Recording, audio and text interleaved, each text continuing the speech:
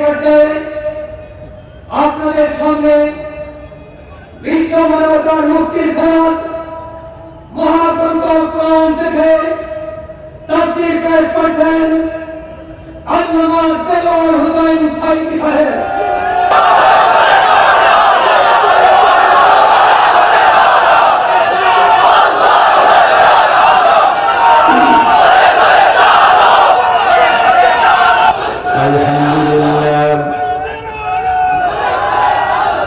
الحمد لله نحمده ونستعينه ونستغفره ونعوذ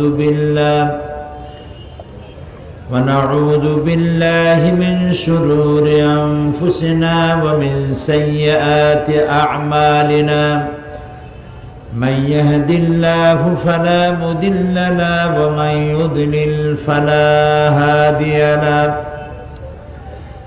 ونشهد أن لا إله إلا الله وحده لا شريك له ونشهد أن سيدنا وحبيبنا ومولانا محمدا عبده ورسوله الذي أرسله بالحق بشيرا ونذيرا وداعيا إلى الله بإذنه وسراجا منيرا فقد قال الله تعالى في كلامه المجيد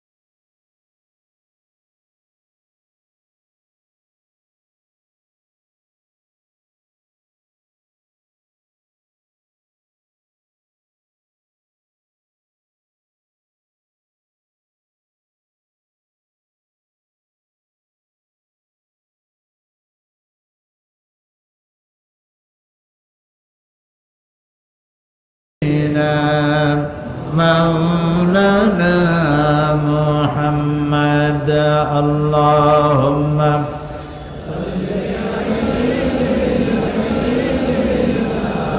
مولانا محمد وعلى آل سيدنا بلغ العلا بكماله كشف الدجى بجماله حسنت جميع خصاله صلوا عليه وآله।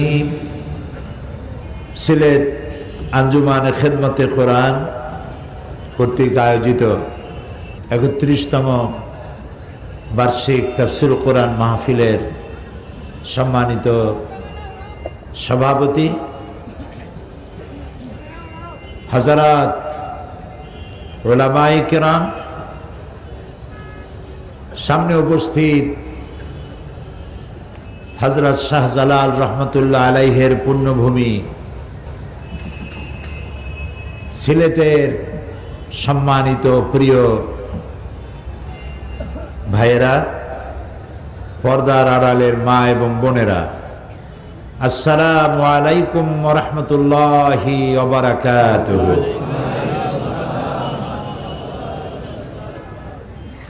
আমরা মহান আল্লাহ তাবারক ওয়া তাআলার দরবারে শুকরগুজার হচ্ছি, যিনি প্রায় ৩ বছরের কাছাকাছি হলো এই ময়দানে দীর্ঘদিন পরে কোরআনের আওয়াজ আবার চালু করে দিলেন।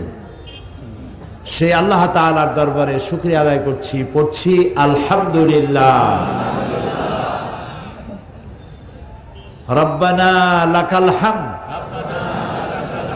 হামদান কাসীরান তাইয়্যিবান মুবারাকান ফীহি ইয়া রাব্বি লাকাল হামদু কামা ইয়ানবাগি লিজালালি ওয়াজহিকা ওয়া আযীমি সুলতানিকা। সেজদা অবনত চিত্তে শুকরিয়া আদায় করি বিশাল আকাশের মালিক, বিস্তীর্ণ এই জমিনের মালিক, কুল কায়নাতের মালিক আল্লাহ সুবহানাহু ওয়া তাআলা, যিনি 2 বছর ধরে কোরআনের বিশাল বিশাল তাফসীরুল কোরআন মাহফিল যারা বন্ধ করে রেখেছিল, তাদের চক্রান্ত এবং ষড়যন্ত্র থেকে আল্লাহ তাআলা কোরআনের তাফসীরের বদ্ধ দরজা সিলেটের ময়দান থেকে আল্লাহ তাআলা খুলে দিলেন। আজ সে আল্লাহর দরবারে সেজদা অবনত চিত্তে শুকর আদায় করছি, পড়ছি আলহামদুলিল্লাহ। বিগত 2 বছর আমাকে কোরআনের তাফসীরের মাহফিল করতে দেওয়া হয়নি। যারা ক্ষমতায় ছিলেন তাদের ধারণা ছিল দুর্নীতিমুক্ত সমাজ গড়ার জন্য রোড শো প্রয়োজন, কিছু বাস আর গাড়ি দিয়ে গান গায়ে গায়া আর দুদক তৈরি করে দুর্নীতিমুক্ত করবেন। শেষ পর্যন্ত তারা কোনো কিছুই করতে পারলেন না, সবই হাল ছেড়ে দিলেন এবং বললেন যে আমরা পারলাম না। কিয়ামত পর্যন্ত কেউ পারবে না। রোড শো করে গান গায়া, ওপেন কনসার্ট করে গান গায়া গায়া, মাথার অনেকগুলো চুল ঝাঁকায়া ঝাঁকাইয়া, সব চুল যদি পড়েও যায়, দুর্নীতি বন্ধ হবে না। দুর্নীতি বন্ধ করার জন্য আল্লাহ রাব্বুল আলামিন যে ফর্মুলা দিয়েছিলেন, যে কিতাব দিয়েছিলেন, আল্লাহ তাআলার সেই কিতাবকে ছেড়ে দেওয়ার কারণে দুর্নীতি তো দূর হয়নি, স্থায়ীভাবে আসন গেড়ে বসেছে। দিল্লিতে এক ফকির ভিক্ষা করতেছিল আর বলতেছিল, একটা পয়সা দিলা দে রে রাম, একটা পয়সা দিলা দে রে রাম। তো লোকেরা তাকে পয়সা দিতেছে, পয়সা দিতে দিতে পয়সা স্তূপ হয়ে গেছে। এখন এত পয়সা নেবে কি করে? সে তো ছোট্ট থলি নিয়ে আসছিল, এত পয়সা হবে ভাবতে পারেনি। এখন বস্তার প্রয়োজন, তো ভিক্ষুক মানুষ বস্তা পাবে কই? আরো আধা অন্ধ, চোখে দেখে কম, কানে শোনে বেশি। বলতেছে একটা বস্তা দিলা দে রে রাম। তো একজনে দয়া করে একটা বস্তা দিছে। এখন বস্তায় পয়সার এত ওজন হয়েছে যে এইটা সে একা আর বহন করতে পারছে না। তখন বলতেছে একটা ঘোড়া দেলা দে রে রাম। বলতেছে ঘোড়া আর দেয় কে? এমন সময় এক পুলিশ যাচ্ছিল একটা ঘোড়ায় সাওয়ার হয়ে, এই ঘোড়াটা নিয়ে কোথাও যাচ্ছিল, ঘোড়ার একটা বাচ্চা হয়েছে। এখন ঘোড়া টানবে, নিজে চড়বে না বাচ্চা টানবে, মুসিবতে পড়ে গেছে। আর পাশেই দেখো একজন ঘোড়া চাইতেছে। পুলিশ তাকে ডেকে বলি, দাঁড়া, ये घोड़ा अपना कंधा पे ले ले। এখন ওই পুলিশের তাড়া খেয়ে ঘোড়াটারে কান্দে করছে, কান্দে করে বলছে, উল্টা সমঝিলে রে রাম, আমি চাইছিলাম ঘোড়া আমার দিবা, আমি ঘোড়ার পিঠে সওয়ার হয়ে পয়সা নিয়ে যাবো, আর আস্তা ঘোড়াটা আমার কাঁধের উপর উঠাই দিলা তুমি। দুর্নীতি দমন করার জন্য তারা গান বাজনা, ওপেন কনসার্ট, শাস্তি, জেল, জরিমানা, জুলম ইত্যাদি পাইকারি দরে করতে লাগলো। হেলিকপ্টারে উঠা মাইক্রোস্কোপ যন্ত্র লাগাইয়া কোথায় কোথায় দুর্নীতি আছে তালাশ করতে লাগলো। শেষ পর্যন্ত দেখা গেল যিনি দুর্নীতি খুঁজতেছেন তিনিও এর থেকে কতটা মুক্ত সেটাও প্রশ্নবিদ্ধ। আমি বলতেছি না যে তারা দুর্নীতিবাজ, আমি বলছি না, প্রশ্নবিদ্ধ। মূল যে বিষয়টা ছিল সে বিষয়টা ছিল যে দুর্নীতি দূর করতে পারবে যে কিতাবখানি, সেই কিতাব থেকে আমরা দূরে। এই কিতাবখানি তো অবতীর্ণ হয়েছিল এমন একটি সময়, যে সময় মানুষ চুরি করত, ডাকাতি করত, জেনা করত, ব্যভিচার করত। ব্যভিচারের জন্য একটা মেয়ে প্রয়োজন, মহিলা প্রয়োজন। সে মহিলাটি, সে নারীটি কার বউ, কার মেয়ে, কার স্ত্রী, কার মা দেখার কোনো প্রয়োজন পড়তো না। এই ছিল তাদের অবস্থা।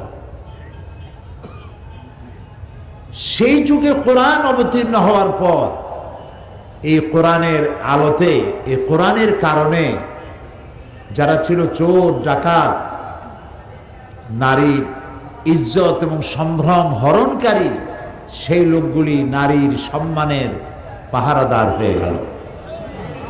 সুবহানাল্লাহ বলবেন না? চুরি ডাকাতি যাদের নিত্য নৈমিত্তিক চরিত্র, সেই লোকগুলি হয়ে গেল মানুষের সম্পদের পাহারাদার হয়ে গেল। মরুভূমির রাখালগুলি রাখালগিরি করে বেড়ায়, চুরি করে ডাকাতি করে বেড়ায়। মরুভূমির রাখালগুলি ন্যায় বিচারক বাদশা হয়ে গেল। মরুভূমির রাখালগুলি, পথচারী মরুচারী লোকগুলি, হাইজাকার লুটেরাগুলি এ কোরআন শরীফের সংস্পর্শে এসে তারা ন্যায় বিচারক বাদশা হয়ে গেলেন। তারা দিগ্বিজয়ী সেনাপতি হয়ে গেলেন।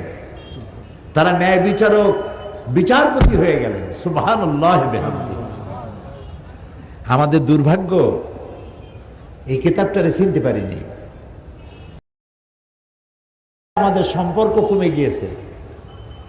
আপনাদের অত্যন্ত প্রিয় ওয়াইজ মুফাসসির মাওলানা আবু তাইয়েব সতপুরি সাহেব সুন্দরভাবে কথাগুলি বুঝাইছেন।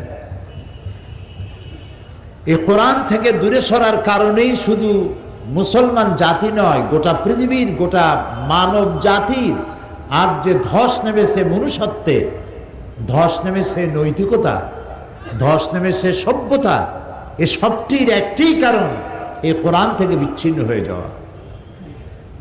আমি তিনটা ভুলের কথা বলবো। কয়টা ভুল?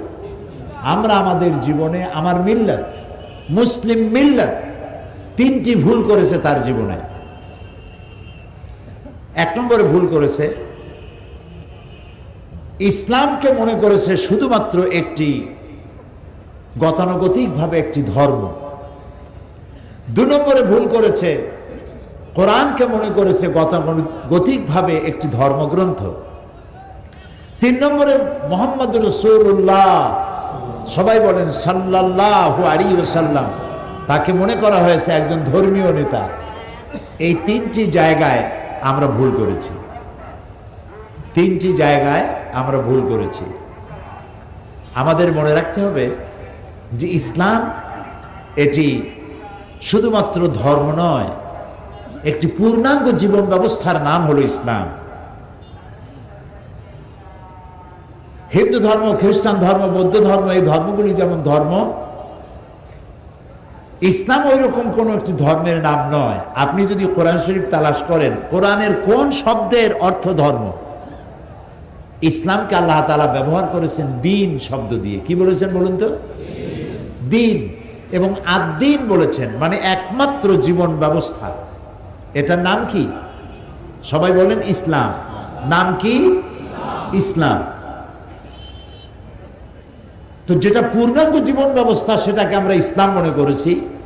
আমি যদি প্রশ্ন করি হিন্দু ধর্ম কারে বলে, আপনি বলবেন 12 মাসে 13 পূজা জারি করে, 33 কোটি দেবতাকে যারা দেবতা হিসেবে মানে, গাছ পূজা করে, সূর্য পূজা করে, সাপ পূজা করে, এটা হিন্দু ধর্ম। খ্রিস্টান ধর্ম কোনটা? ক্রস ঝুলায়, ঈসা আলাইহিস সালামকে জেসাস খ্রাইস্ট বলে এবং তাকে সন অফ গড বলে, রবিবার দিন গির্জায় যায়, এটা খ্রিস্টান ধর্ম। তাহলে ইসলাম কি? ইসলাম ধর্ম যারা নাকি নামাজ পড়ে, রোজা রাখে, দাড়ি রাখে, মাথায় টুপি দেয়, এটা হলো ইসলাম ধর্ম। হইল? বলেন হইল? এটা হলো না। ইসলাম একটি পূর্ণাঙ্গ জীবন ব্যবস্থার নাম, এটি গতানুগতিকভাবে একটা ধর্ম নয়। এখন কোরআনকে গীতা, বেদ, বাইবেল, ত্রিপিটক, জিন্দা বিস্তার যেমন ধর্মগ্রন্থ, আপনি কি কোরআনকে সেরকম ধর্মগ্রন্থ মনে করেন? আমি জবাব চাচ্ছি, আপনি সেরকম মনে করেন? কোন মুসলমান তা মনে করতে পারে না, এবং যারা লেখাপড়া করে তারাও এটা মনে করতে পারে না যে এটা ওই রকম নয়। ওখানে কিছু গল্প গুজব, দেবতার কাহিনী, কিছু লীলা, কিছু কীর্তি, কিছু বিভিন্ন ধরনের কথাবার্তা আছে। আমি সম্মান করি সমস্ত ধর্মগ্রন্থকে, কিন্তু কোরআন ওর থেকে ভিন্ন। কোরআন এত ভিন্ন যে ওর সাথে এর কোনো সম্পর্কই নেই। এটা একদম আলাদা একটি কিতাব। এখানে আপনি সব পাবেন। আপনি প্রশ্ন করুন, মানুষের জীবনের জন্য প্রয়োজন এমন একটা প্রশ্ন করুন যেটা কোরআন শরীফে জবাব নেই। সুবহানাল্লাহ বলবেন না? আপনার আমার জীবনে, মানবতার জীবনে, এটা কিন্তু হুদাল্লিল মুসলিমিন নয় শুধুমাত্র। কোরআনে কারীমের মধ্যে আল্লাহ তাআলা কি বলেছেন এটাকে? হুদাল্লিন নাস। আন্নাস, আন্নাস, নাসের আগে যে আলিফ লাম লাগানো হয়েছে, আলিফ লাম ইস্তিগরাকি, এর অর্থ হচ্ছে কোরআন যেদিন নাজিল হয়েছে সেদিন থেকে নিয়ে কিয়ামত পর্যন্ত যত মানুষ আসবে, দল, মত, বর্ণ, জাতি নির্বিশেষে গোটা মানব গোষ্ঠীর জন্য সর্বশেষ হেদায়েতের কিতাব কোরআন। এটা শুধু আমার জন্য আর আপনার জন্য। আমি দাবি করতেই পারবো না যে কোরআন শুধু মুসলমানদের। যেমন বেদ লোয়ার কাস্ট, হিন্দু ধর্মের লোকের, বর্ণ নিম্ন বর্ণ শ্রেণীর হিন্দুরা যদি বেদ স্পর্শ করে 14 গোষ্ঠী নরকে যাবে। এখানে শুধুমাত্র ব্রাহ্মণদের অধিকার। কোরআন সম্পর্কে এরকম কথা আছে যে মৌলভী সাহেবরা ছাড়া, হুজুররা ছাড়া এই কোরআন কেউ স্পর্শ করতে পারবে না, 14 গোষ্ঠী হাবিয়া দোজখে যাবে। আছে এমন কথা? নাই। হুদাল লিন্নাস, হাযা বায়ানুল লিন্নাস, গোটা মানব গোষ্ঠীর জন্য আল্লাহ তাআলা কোরআনে কারীমকে পাঠাইছেন। সুবহানাল্লাহ। মানব গোষ্ঠীর জন্য হেদায়েতের কিতাব। গত অক্টোবর মাসে আমাকে দুবাই সরকার দাওয়াত দিয়েছিল। আরব আমিরাতের উপরাষ্ট্রপতি, প্রধানমন্ত্রী এবং দুবাইয়ের শাসক মোহাম্মদ বিন রাশেদ আল মাকতুম, তিনি দাওয়াত দিয়েছিলেন আমাকে বক্তব্য রাখার জন্য। পৃথিবীর 72টা দেশ সেখানে অংশগ্রহণ করেছিল। আন্তর্জাতিক কোরআন হেফজ কম্পিটিশন। ওখানে আমার জন্য বক্তব্য রাখার জন্য দুবাই ন্যাশনাল ঈদ গ্রাউন্ড, সেখানে আমাকে বক্তব্যের জায়গা দেওয়া হলো। ওখানকার পত্রিকায় লিখেছে উপস্থিতি ছিল 1.5 লাখের ওপরে। আমার বক্তব্যের বিষয় ছিল the scientific miracles in the holy Quran, কোরআনের বিজ্ঞানময় মুজিজা। 2 ঘন্টা বক্তব্য রেখেছিলাম। ওরা আমার এই বক্তব্যকে সিডি বিসিডি করে বিনামূল্যে বিতরণের ব্যবস্থা করেছে দুবাই সরকার, এবং বাংলাদেশে সেই বক্তৃতা বইয়ের আকারে ছাপা হয়েছে। 2 ঘন্টার বক্তৃতা। সেখানে বক্তৃতার বিষয় ছিল কোরআনের বিজ্ঞানময় মুজিজা। তো আমাকে সাবজেক্ট পাঠায় দেওয়া হয়েছে যে এই সাবজেক্টের উপর বক্তব্য রাখতে হবে। তো আমি কোরআন শরীফ খুঁজতে লাগলাম বিজ্ঞানের আয়াত কি পরিমাণ পাওয়া যায়। তো আমি তো, লোকেরা আমাকে আন্দাজে মুফাসসিরে কোরআন বলে, আসলে তো আমি কোরআনের তালিবের, কোরআনের ছাত্র। মুফাসসিরে কোরআন হওয়ার যে যোগ্যতা থাকা দরকার সেটা আমি এখন অর্জন করতে পেরেছি বলে মনে হয়। তো কোরআনে কারীমকে আমরা বলতেছি যে কোরআন বুঝবো না, খুব কঠিন। এখন সাহেবে কোরআন কি বলে? এই কোরআনের মালিক কে? এরকম আস্তে কথা কন আপনারা।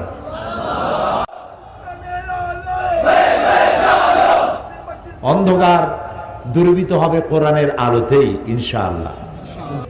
অমাবস্যা সারা পক্ষকাল থাকে না, এরপর পূর্ণিমার ঝলমলে আলো, সূর্যের আলো দিয়ে আলো বিকিরণ করে গোটা পৃথিবীকে আলোয় আলোয় উদ্ভাসিত করে দেয়। হযরত আলী রাদিয়াল্লাহু তাআলা আনহু কাররামাল্লাহু ওয়াজহাহু কি সুন্দর কথা বলেছেন। হযরত আলী বলেছেন, বিপদ যত বড় হোক, যত কঠিন হোক, তা কখনো চিরস্থায়ী হয় না। ভয় পাওয়ার কোনো কারণ নেই। তা আমরা মালিককে জিজ্ঞেস করি, কিসের মালিক? কোরআনের মালিক। কথা যেন মনে থাকে। আর আমি জানি সিলেটের লোকদের মেমোরি ভালো। কাকে জিজ্ঞেস করব? চলুন কোরআনের মালিককে জিজ্ঞেস করি। তিনি আবার এমন মালিক, তার গোলামেরা জিজ্ঞেস করতে পারে, এটা তিনি জানেন। সেই জন্য সোয়ালে মুকাদ্দারের জবাব প্রশ্ন করার আগেই তিনি জবাব দিয়ে রেখেছেন। সূরা কামার 4 বার একটা কথা বলেছেন আল্লাহ রাব্বুল আলামিন। সূরা কামারে একই কথা 4 বার, একটি প্রশ্নের জবাব তিনি প্রশ্ন করার আগেই দিয়ে দিয়েছেন। ওয়ালাকাদ ইয়াসসারনাল কুরআনা লিযিকর ফাহাল মিন মুদ্দাকির। ওয়ালাকাদ ইয়াসসারনাল কুরআনা লিযিকর। আমি অবশ্যই, নিশ্চয়ই কোরআনকে মানুষের কাছে বোঝার জন্য সহজ করে দিয়েছি। ফাহাল মিন মুদ্দাকির, আছে কি কেউ এর থেকে উপদেশ গ্রহণ করার? আল্লাহ বলেন সহজ করেছি, আর আমি যদি বলি কোরআন বোঝা কঠিন, তাহলে আমার ঈমান থাকবে? নাউযুবিল্লাহি মিন যালিক। আরে আল্লাহ কয় সহজ, আমি বানাইছি কঠিন। আমাকে বলা হয়েছে কোরআন পড়ো, ইকরা বিসমি রাব্বিকাল্লাযী খালাক। আমার উপরে প্রথম অর্ডার, আমার নবীর উপরে প্রথম অর্ডার, পড়ো। আমি জিজ্ঞেস করতে চাই সিলেটের সুশিক্ষিত অধিবাসীদেরকে, বলুন তো পৃথিবীর কোন ধর্মগ্রন্থে আছে পড়ো এই কথা দিয়ে শুরু হয়েছে? আছে কোন ধর্মগ্রন্থ? কোরআন। আল্লাহ বলছেন পড়ো পড়ো পড়ো, রিড এন্ড রিড। যত পড়বে ততই তোমার জ্ঞান বাড়বে। তোমার রবের নামে পড়ো। তা আল্লাহ বলছেন এটা পড়ো, আর আমি পড়তেছি না। আমি পড়তেছি কি, এটা বোঝা খুব কঠিন, এর থেকে হাদিস সহজ। আসুন আমরা হাদিস পড়ি। এখন আবার বুখারী শরীফ খতম সিলসিলা চালু হয়েছে। কোরআন শরীফের তাফসিরের বাড়ি কাছেও নাই, বুখারী শরীফ খতম করতেছি। আপনারা মাদ্রাসাগুলি তালাশ করে দেখেন, তাফসিরের ক্লাসে ছাত্র কম, হাদিসের ক্লাসে ছাত্র বেশি। শাইখুল হাদিস তো পাওয়া যায়, কিন্তু শাইখুল তাফসির পাওয়া যায় না, যথেষ্ট অভাব। শাইখুল হাদিস বললে মানুষ কি করবে দিশা করতে পারে না সম্মানের ঠেলায়, কিন্তু শাইখুল তাফসির খুঁজেও পাওয়া যায় না, আর পাইলে পরেও ওই মর্যাদা হয় না যা শাইখুল হাদিসের হয়। এটা তো ঠিক যে হাদিস হচ্ছে কোরআনের ব্যাখ্যা। হযরত আব্দুল্লাহ ইবনে মাসউদ রাদিয়াল্লাহু তাআলা আনহু বলেছেন, আমরা যখন কোন হাদিস উল্লেখ করি তখন বুঝতেই হবে আমি কোরআনের ব্যাখ্যা করতেছি। সুবহানাল্লাহ বলেন। হাদিস হচ্ছে কোরআনের, বলেন না কেন? আমার বড় অভ্যাস আমার শ্রোতাদেরকে আমার সাথে রাখা, কথা বললে সাথে থাকে, আর কথা না বলাইলে মন চলে যাবে জিন্দা বাজারে, আর আমি মুর্দে বাজার বক্তৃতা করবো, একটা কথা হয়। তা আমি সেই জন্য সাথে রাখতে চেষ্টা করি। আপনারা রাগ করেন না তো? হাদিস হচ্ছে কোরআনের ব্যাখ্যা। তো ব্যাখ্যার কাছে আমি কখন যাব? যখন আমি আসল জানবো। আমি আসলই জানি না, ব্যাখ্যার পিছনে লেগে আছি। এটা কি হয়? আগে তো আসল জানতে হবে, পরে আমি ব্যাখ্যার কাছে যাব, ঠিক কি না? আসল কোনটা? এই কোরআন। এই কোরআনের যেখানে আমি বুঝবো না, সেখানে কোথায় যাব? হাদিসের কাছে যাব। কারণ এই কোরআনে কারিমের মধ্যে 5 ওয়াক্ত নামাজের কথা আছে, অক্তগুলি বলা আছে, কিন্তু জোহরে কয় রাকাত, আসরে কয় রাকাত, মাগরিবে কয় রাকাত, তা কি কোরআন শরীফে আছে? বলেন আছে? নাই। আমাকে নামাজ পড়তে হলেই যেতে হবে কোথায়? হাদিসের কাছে। নামাজ যে পড়তে হবে এটা বুঝলাম কোথায়? কোরআন শরীফে। এখন পড়তে হবে কিভাবে, ওইটার জন্য যেতে হবে কার কাছে? হাদিসের কাছে। এইটা সম্পর্কে মুখ খুলতে সাহস পায় নাই। এটা যেটা মানুষের ওরা যাতে মাতাল হলেও তাহলে ঠিক আছে। কারণ এইটা যদি বলে যেটা মানুষের তৈরি, তো মানুষের তো পাড়ায় ধরবে, বেটা তুই তো মানুষ বানা কোরআন শরীফ। আল্লাহ রাব্বুল আলামিন বলেন, ইন কুনতুম ফি রাইবিম মিম্মা নাযালনা আলা আবদিনা, আমার বান্দার পরে যে কিতাব আমি অবতীর্ণ করেছি যদি সন্দেহ হয় যেটা তার বানানো, ফাতু বিসূরাতিন মিন মিসলি, তাহলে কোরআন শরীফের সূরার মতো করে ছোট্ট, কোরআনের সর্বকনিষ্ঠ সূরা যেটি, এই সূরার মতো করে ছোট্ট একটা সূরা বানাও। এই চ্যালেঞ্জ কত বছর হলো? 1400 বছর পার হয়ে গেছে, আজও এইটার মোকাবেলা কেউ করতে পারে নাই, ভবিষ্যতে পারবে না। কিয়ামত পর্যন্ত কোরআন শরীফের মতো সূরা তো ভালো, এরকম একটি আয়াতও কেউ তৈরি করতে পারবে না। তাহলে বোঝা গেল এই কোরআনের এই যে চিরন্তন, এই কোরআন যে চিরন্তন, এই চিরন্তনতা এটাই কোরআনের মুজিজা, এবং এটা যে আল্লাহ, এটা সব থেকে বড় প্রমাণ। কিয়ামত পর্যন্ত এইটার সমকক্ষ কোনো কিতাব আসে নাই, আসবেও না। এখন এই কিতাবকে আল্লাহ রাব্বুল আলামিন পৃথিবীর মানুষের হেদায়েতের সর্বশেষ গ্রন্থ হিসেবে আল্লাহ তাআলা অবতীর্ণ করেছেন। কোরআন পড়ো, কোরআন বোঝো। আমি যখন বিদেশে যাই, বাইরে যখন প্রোগ্রাম হয়, আমি তখন সেখানে বলি যে আপনারা যারা সেখানে, তো মুসলমান থাকে, ইহুদি থাকে, খ্রিস্টান থাকে, বৌদ্ধ থাকে, হিন্দু থাকে, বিভিন্ন জাতির লোকেরা থাকে, তা আমি বলি কোরআনে কারীমকে আপনাদের মুসলমান হওয়ার দরকার নেই। মুসলমান হওয়ার জন্য কাউকে দাওয়াত দেই না, কারণ আমি আমার নিজের ঘরই তো সামলাতে পারতেছি না। যারা মুসলমান আছে দাবি করে, তারাই তো পরিপূর্ণ মুসলমান হওয়ার জন্য যেসব কোয়ালিটি দরকার সেই কোয়ালিটি নাই। কাজে আরো বাইরের থেকে বোঝা বাড়ায় লাভ কি? কাজে আপনাদের মুসলমান হওয়ার প্রয়োজন নাই, হইলে সেটা আপনারা হন, সেটা ভিন্ন কথা, কিন্তু আমি বলি না যে মুসলমান আপনাদের হওয়া লাগবে। আমি এই কথা বলি, আপনারা যদি মুসলমান নাও হন, শুধু যদি কোরআন শরীফের আইনগুলি মেনে চলেন, তাহলে দুনিয়ায় শান্তির গ্যারান্টি পাবেন, পরকালের গ্যারান্টি আমার কাছে নাই। ওইটা আল্লাহ কি করবেন আমি জানি না, কিন্তু দুনিয়ার শান্তি যে পাবেন এই গ্যারান্টি দেওয়া যায়, কোনো সন্দেহ নাই। যদি কোরআনের আইন মানেন, মুসলমান হওয়ার প্রয়োজন নাই, শুধু আইন মানেন। তারা প্রমাণ চাইল, দুই একটা প্রমাণ দেন। আমি বললাম 3টা প্রমাণ দিল। তারা শুনতে চাইল, আমি প্রমাণ দিলাম। 1 নম্বর বললাম সুদ। সুদ এটি হচ্ছে মারাত্মক একটি হাতিয়ার, পুঁজিবাদী শোষণের জঘন্যতম হাতিয়ার। এটি হচ্ছে গরিবদের কাছ থেকে নেও আর ধনীদেরকে দাও।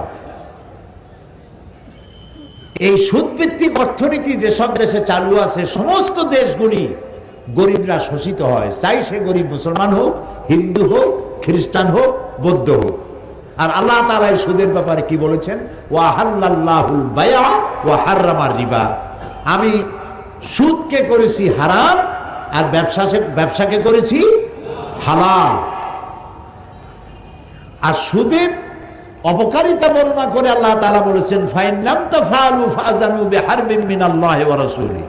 সুদ হচ্ছে এত বড় মারাত্মক অপরাধ, এই অপরাধ থেকে যদি বিরত না থাকো, তাহলে আল্লাহ এবং রাসূলের পক্ষ থেকে তোমাদের বিরুদ্ধে যুদ্ধের ঘোষণা রইল। নাউজুবিল্লাহ বলুন। নবী করিম সাল্লাল্লাহু আলাইহি সাল্লাম বলেছেন, সুদের মধ্যে 70টি গুনাহ। কয়টা গুনাহ? তার ছোট্ট গুনাহ হলো নিজের গর্ভধারিণী মাকে নিকাহ করা। নাউজুবিল্লাহি মিন যালিক। এখন এই জঘন্যতম হাতিয়ার সুদ, যারা এনজিওর কাছ থেকে লেনদেন করেন তারা বোঝেন যে সুদের মজা কি। সুদের সুদ তৎসচুদ সুদ, চক্রবৃদ্ধি আকারে সুদ দিতে দিতে আসল টাকা সুদ সহ বহুবার ফেরত দেওয়ার পরেও সুদের থেকে মুক্ত মানুষ হতে পারে না। মারাত্মক, জঘন্য। আল্লাহ তাআলা এটাকে হারাম করে দিল। এখন যদি রাষ্ট্র আইন করে এই সুদকে বন্ধ করে দিয়ে যদি সুদ ভিত্তিক অর্থনীতি বন্ধ হয়ে গিয়ে যদি যাকাত ভিত্তিক অর্থনীতি চালু হয়ে যায়, তাহলে এর দ্বারা উপকৃত হবে কি মুসলমান না হিন্দু খ্রিস্টান বৌদ্ধ সবাই হবে? বলেন, বলেন না, জবাব দেন না। সবাই হবে। গেল 1 নম্বর। 2 নম্বরে আল্লাহ তাআলা কোরআন শরীফে বলছেন ওয়ালা তাকরাবুজ জিনা ইন্নাহু কানা ফাহিশাতান ওয়া সা সাবিলা। জিনা করা তো দূরের কথা, এর নিকটেও যেও না। জিনা করো না, এই কথা কোরআন শরীফে কোথাও নেই। বলা হলো জিনা এত নিকৃষ্ট যেটার কাছেও যেও না। তো কাছে যেতে গেলে নিশ্চয়ই কিছু রুট আছে, কিছু রাস্তা আছে, এই রাস্তাগুলিতেও যেও না। সে রাস্তাগুলি কি? জেনার নিকটবর্তী হওয়ার জন্য যে রাস্তাগুলি, তার মধ্যে একটা হচ্ছে ব্লু ফিল্ম, অশ্লীল নাচ, অশ্লীল গান, অশ্লীল সাহিত্য, নারীর সৌন্দর্য প্রদর্শনী ইত্যাদি। এখন এই যে জিনিসগুলির নাম আমি বললাম, এই জিনিসগুলি যদি চালু থাকে সমাজে, কি কি বললাম মনে আছে? মনে আছে? এই রাস্তাগুলি যদি চালু থাকে তাহলে এর দ্বারা নির্যাতিতা হবে সকল শ্রেণীর নারীরা, চাই সে মুসলমান হোক, চাই সে হিন্দু হোক, চাই সে বৌদ্ধর মেয়ে হোক। ঠিক কিনা? কথা সত্য কিনা? এখন রাষ্ট্র যদি এই রুটগুলি বন্ধ করে দেয়, জেনা করার রুট, জেনা করার রাস্তা, লাইনগুলি বন্ধ যদি রাষ্ট্র করে, সৌন্দর্য প্রদর্শনী নিষিদ্ধ, ব্লু ফিল্ম প্রদর্শনী নিষিদ্ধ, ছায়া, অশ্লীল ছায়াছবি, অশ্লীল গান, নারীর সৌন্দর্য প্রদর্শনী ইত্যাদি নিষিদ্ধ, রাষ্ট্র যদি আইন করে বন্ধ করে দেয়, আপনারাই বলেন এর দ্বারা কি উপকৃত হবে শুধুমাত্র মুসলমান মেয়েরা, না সব জাতি, ধর্ম, দল, মত নির্বিশেষে সকল নারীরা তাদের ইজ্জত এবং সম্ভ্রমের গ্যারান্টি পাবে? কথা ঠিক কিনা? আসুন 3 নম্বরে, সমস্ত পাপের উৎস কি বলতে পারবেন? মদ এবং জুয়া সমস্ত পাপের উৎস। ওয়াসআলুনাকা আনিল খামরি ওয়াল মাইসিরি কুল ফীহিমা ইসমুন কাবীর। হে নবী, আপনাকে প্রশ্ন করা হয় মদ এবং জুয়া সম্পর্কে, আপনি বলুন ইসমুন কাবীর, এটা মারাত্মক গুনাহ, মারাত্মক অপরাধ। শিরক, এটাকে কিন্তু বড় গুনাহ বলা হয়নি। আমি যদি প্রশ্ন করি সব থেকে বড় গুনাহ কি, আপনারা জবাবে বলবেন কি বলেন তো? শিরক। আমি জানি এই জবাবটা আপনারা দিবেন, কিন্তু শিরককে বড় গুনাহ বলা হয় নাই। অবশ্যই বড় গুনাহ, কিন্তু কোরআনে কারীম এটাকে বড় গুনাহ বলে নাই, এটাকে বলা হয়েছে ইন্নাশ শিরকা লা যুলমুন আযীম। এটা বড় জুলম, বড় অত্যাচার। জুলম কারে বলে? উলামায়ে কেরাম জানেন, ওয়াদুল শাই ফি গায়রি মুহাল্লি। জুলুম বলা হয় যে জিনিসটা যেখানে রাখার সেখানে না রেখে অন্য জায়গায় রাখার নাম হলো, বলেন, জুলম। যেমন এই চশমাটা রাখার জায়গা কোথায়? চোখে। আমি এখানে রেখে দিলাম, তাহলে চশমার উপরে কি করা হলো? জুলুম করা হলো। টুপিটা রাখার জায়গা কোথায়? আমি টুপিটা মাথায় না রেখে হাঁটু উঁচু করে বসে হাঁটুর মাথায় রাখলাম, তাহলে টুপির উপরে কি করা হলো? জুলুম করা হলো। দুধ রাখতে হয় কোথায়? পাত্রে। পাত্রে না রেখে আপনারা মাছ ধরে, মাছ রাখেন কিসে? জাল বাইয়া মাছ ধরেন যখন, তারপরে যার মধ্যে রাখেন ওইটার নাম কি? খোলই। এখন আপনার দুধ বোতলে না রেখে যদি খাবারের মধ্যে রাখেন, তাহলে দুধের উপরে কি করলেন? জুলুম করে ভালাইছেন। এই তো বুঝে ভালাইছেন, একেবারে বাংলা কথা। যে জিনিসটা আল্লাহর কাছে চাওয়া, যেটা দিতে পারেন তিনি গায়েব থেকে, তিনি ছাড়া কেউ দিতে পারেন না, সেই জিনিসটা আল্লাহকে ছাড়া কারো কাছে চাওয়ার নামই হলো জুলুম। সন্তান দেওয়ার মালিক কে? রোগ মুক্ত করার মালিক কে? বিপদ থেকে বাঁচাবার মালিক কে? হায়াতের মালিক কে? মওতের মালিক কে? বলেন আল্লাহ, আল্লাহ, আল্লাহ, আল্লাহ। সেই আল্লাহকে ছাড়া অন্যের কাছে যখন চাইবেন এই সব বিষয়, তখন আপনি জুলুম করে বসলেন। এটাকে জুলুম বলা হয়েছে, বড় জুলুম। কিন্তু এটা অবশ্যই বড় গুনাহ, কোনো সন্দেহ নেই, কিন্তু একমাত্র বড় গুনাহ নয়, সব বড় গুনার মধ্যে এটাও একটি বড় গুনাহ। কিন্তু আল্লাহ তাআলা বড় গুনাহ হিসাবে ইসমুন কাবীর বলেছেন মদ আর জুয়াকে। মদ এবং জুয়া এই দুটি জিনিস মানুষকে মাথা খারাপ করে দেয়। আরে ভাই একটু সময় দেন, একটু স্ন্যাপ নিচ্ছে, কি অসুবিধা? একটা মিনিট একটু সহ্য করতে পারেন না? আমাদের ধৈর্য আরো দরকার হবে। জি ভাই, আপনি ভাবেন না, বসে। মদ আর জুয়া, জুয়ায় অসুবিধা কি? জুয়ায় অসুবিধা হলো এক্ষুনি যদি আপনাকে 1 লক্ষ টাকা কেউ দেয়, ওই টাকাটার কোনো গুরুত্ব হবে আপনার কাছে? বলেন বলেন, গুরুত্ব হবে? এই টাকা দিয়ে আপনি যা মনে হয় তাই কিনবেন, যা খুশি তাই করবেন। তো 10 টাকা দিয়ে যদি লেগে যায় 10 লাখ টাকা পেয়ে গেছেন, আপনি তো মানুষের মানুষ মনে করবেন না, আপনি অহংকারী হবেন, ফেরাউন হয়ে যাবেন। যা চান তার চাইতে অনেক বেশি পাইছেন, এত পাও পাইছেন, কোথায় রাখবেন বসার জায়গাও নাই। তখন আপনি ফেরাউন হবেন, নমরুদ হবেন। এই জন্য জুয়া মানুষকে মাতাল করে দেয়, দিক বিদিক শূন্য করে দেয়, কি করবে দিশা করতে হবে, কাণ্ড জ্ঞান বর্জিত করে দেয়। আর এই পয়সাটা যদি 10 লাখ টাকাই হোক, আর 10 টাকাই হোক, আর 100 টাকাই হোক, তা যদি ইনকাম করতে গায়ে মাথার ঘাম পায় পড়ে, 10 লাখ টাকার চাইতে 100 টাকার দাম তার কাছে অনেক বেশি। এটা আয় করতে কষ্ট হয়েছে। আর মদ যারা এগুলি খায়, নানান রকমের কি বলে, কোকেইন, হেরোইন, চর্স, তারপরে বাহাবা ট্যাবলেট, নাকি ইয়াবা ট্যাবলেট, তারপরে এই সব জিনিস, তারপরে পানি জাতীয়, ওদের জিজ্ঞেস করছি এগুলো খাও কেন? হুজুর বুঝবেন না, খাইলে পরে একটা ভাব সৃষ্টি হয়, একটা রাজা রাজা ভাব। এই যে রাজা রাজা ভাব, এই ভাবটায় তার জ্ঞানটাকে, তার কাণ্ডজ্ঞান, তার কমন সেন্সকে বিলুপ্ত করে দেয়। আর কমন সেন্স যখন বিলুপ্ত হয়, তখন সে মানুষ হত্যা করতে পারে, জেনা করতে পারে, ডাকাতি করতে পারে, বোমা মারতে পারে, সব পারে। আল্লাহ তাআলা বলেছেন কুল ফীহিমা ইসমুন কাবীর, মারাত্মক গুনাহ। এখন মদ আর জুয়া যদি বন্ধ করে দেওয়া হয়, রাষ্ট্র যদি বলে আমার দেশে মদ জুয়া চলবে না, বন্ধ করে দিলাম, এর উৎপাদন, বিপণন এবং সেবন সম্পূর্ণ নিষিদ্ধ, এটা যদি রাষ্ট্র করে দেয়, তাহলে মদ্য আর জুয়ারিদের যন্ত্রণা থেকে শুধু মুসলমানেরাই হেফাজত পাবে নাকি? হিন্দু, খ্রিস্টান, বৌদ্ধ, জাতি, ধর্ম, দলমত নির্বিশেষে সকলের জন্য কল্যাণ হবে না? আমি সেখানে বললাম এই 3টা উদাহরণ যথেষ্ট, আরো বহুত আছে, দিলাম না। এই 3টা উদাহরণ যথেষ্ট। কোরআন শুধু মুসলমানদের জন্য আসে নাই, আল্লাহর কসম, কোরআন শুধু মুসলমানদের জন্য আসে নাই। এটা মুসলমানদের জন্য হতো যদি আল্লাহ হতেন আলহামদুলিল্লাহ রব্বিল মুসলিমিন। আল্লাহ কি রব্বিল মুসলিমিন শুধু? তাহলে রব্বুল আলামিন কেন পড়ি? তিনি সকলের রব, সকল সৃষ্টি তার, আল্লাহ তাআলা।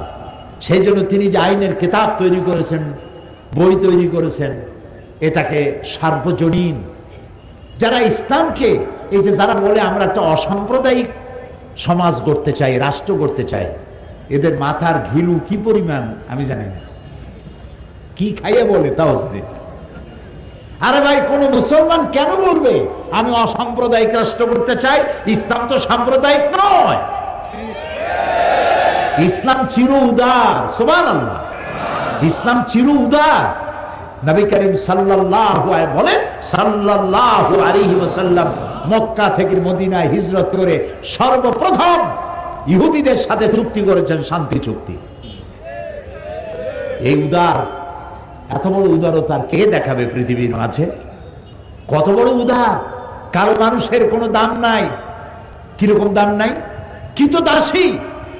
মালিক তাকে গর্ভবতী করেছে অবৈধভাবে, 7-8 মাস গর্ভের বয়স হয়েছে, বন্ধুদের দাওয়াত দিয়েছে বৈঠকখানায়, কৃতদাসীকে উলঙ্গ করেছে সকলের সামনে, এবং আর একটা কৃতদাসকে দিয়ে তার পেট চিরেছে, পেট চিরে বাচ্চা বের করেছে, বাচ্চাটা ছটফট করে মরছে আর মা ছটফট করে মরছে। এই দৃশ্য দেখে এই বন্য জানোয়ারেরা তারা বন্য হাসিতে, ভূত প্রেতের মতো উৎকট হাসিতে তারা ফেটে পড়ত, আনন্দ করত। কালো মানুষকে তারা মানুষ মনে করত না। 1978 সনে 78 আমি আমেরিকা সফরের সময় ওইখানে পত্রিকায় দেখলাম এক সাদা ট্রাক ড্রাইভার, সে গাড়ি চালাতে গিয়ে একটা কালো মানুষকে রাস্তার সাথে স্যান্ডউইচ করে দিয়েছে, পিষে দিয়েছে। পুলিশ যখন তাকে জিজ্ঞেস করলো, একটা মানুষকে তুমি এরকম পিষে দিলে কেন? কয় যে আমি তো মানুষ মনে করিনি, দূরের থেকে একটা টায়ার মনে করেছি। মানুষকে কত ঘৃণা করলে, কালো বলে তাকে ঘৃণা করে তাকে টায়ার বানায় দিল। ওরা ওদের রাষ্ট্রীয় ভবনকে হোয়াইট হাউস বানালো যাতে ব্ল্যাক কোনোদিন ঢুকতে না পারে। আল্লাহ তাআলা হোয়াইট হাউসে ব্ল্যাক ঢুকাইই দিলেন। তিলকাল আইয়ামু নুদাবিলুহা বাইনান নাস। ইতিহাসের মহাকালের ঘূর্ণায়মান চক্রের আবর্তনে এটাই হয়, যা আমরা বুঝি না। আল্লাহ অনেক আগে তিনি বুঝে রেখেছেন, তিনি সর্বজ্ঞাত, সবকিছুই তিনি জানেন। সুবহানাল্লাহ। শুধু কালো মানুষ ঢুকায় নাই, কালো প্রেসিডেন্টের কালো বউ কয়দিন পরে কালো বাচ্চাও দেবে সেখানে। হোয়াইট হাউসের সম্মান বেড়ে যাবে।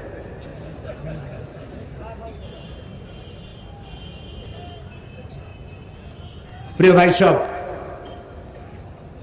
নবী করিম সাল্লাল্লাহু আলাইহি ওয়াসাল্লাম সাদা এবং কালোর আকাশচুম্বী ব্যবধান দূর করেছেন। মক্কায় যখন প্রবেশ করতেছিলেন ফতে মক্কার দিনে, আপনারা কি ভয় পাইছেন নাকি? খুব কি দুশ্চিন্তাগ্রস্ত?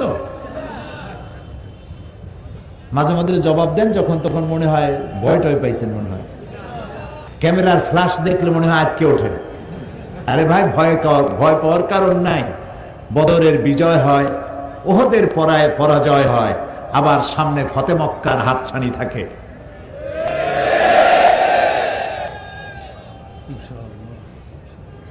নবী করিম সাল্লাল্লাহু আলাইহি ওয়াসাল্লাম ফতে মক্কার দিনে যে উষ্ট্রের পৃষ্ঠে তিনি বসা ছিলেন, তার পেছনে তার গায়ের সাথে পবিত্র শরীর মোবারকের সাথে মিশে বসা ছিলেন হযরত উসামা রাদিয়াল্লাহু তাআলা আনহু।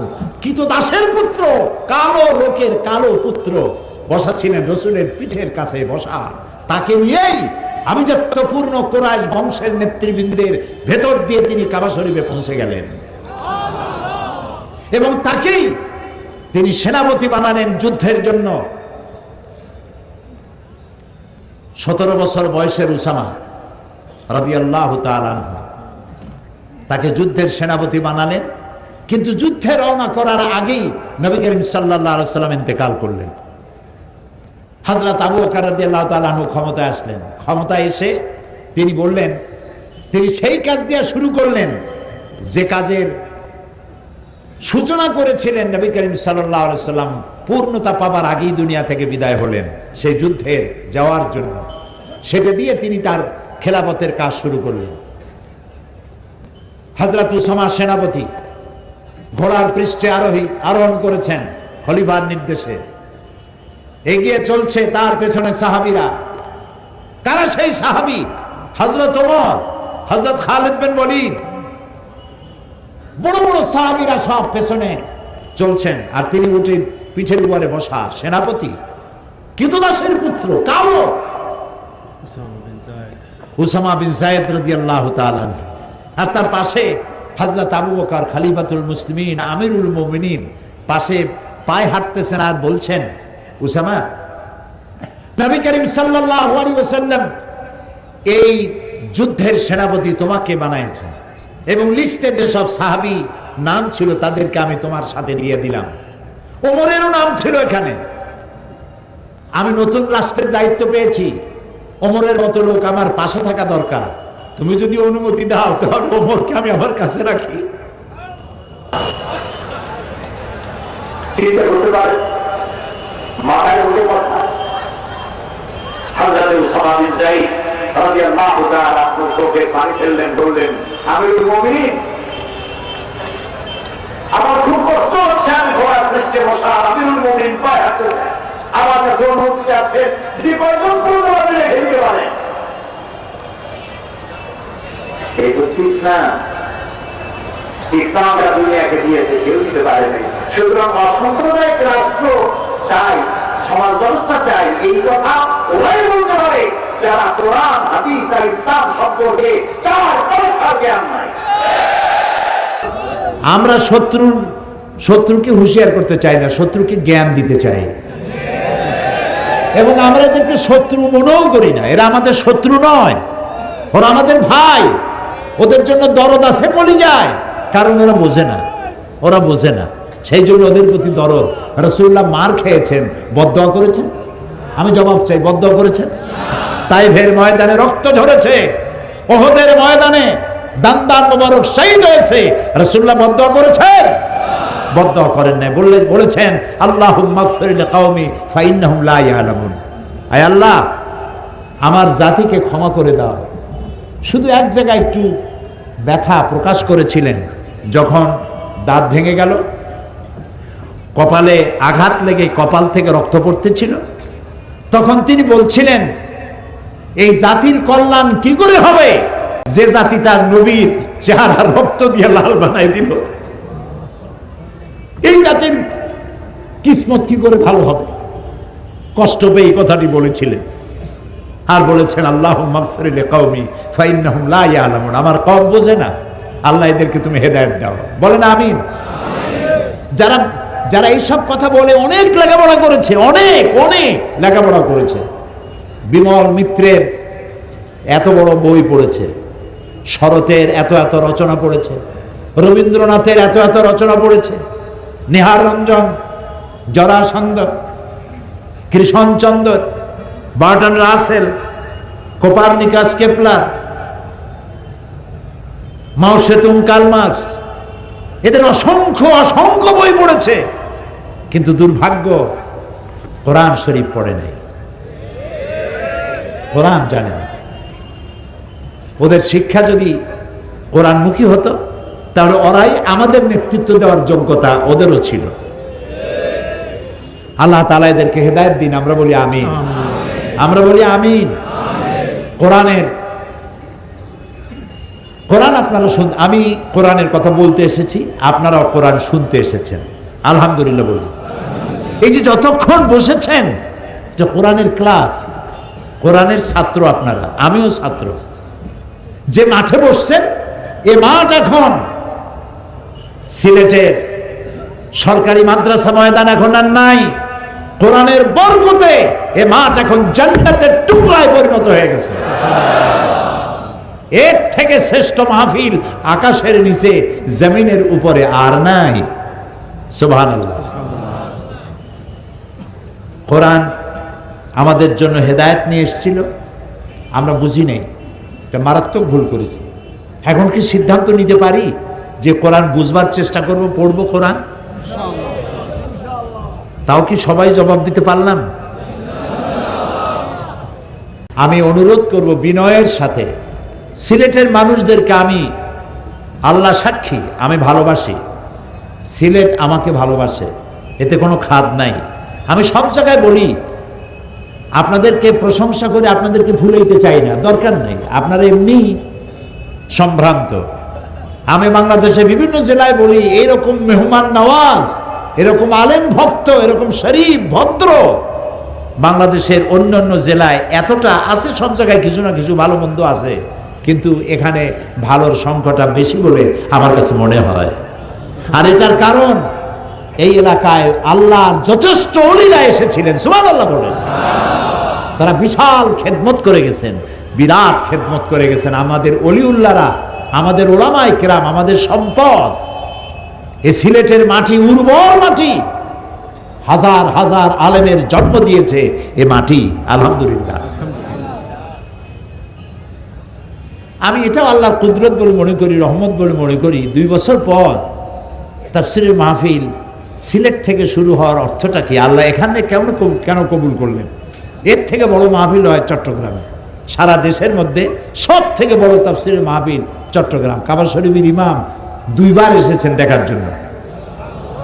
বিশাল, আপনারা ভাবতে পারবেন না। অন্তত 3 কিলোমিটার নিয়ে মাহফিলটা হয় শেষ দিন, এত মানুষ হয়।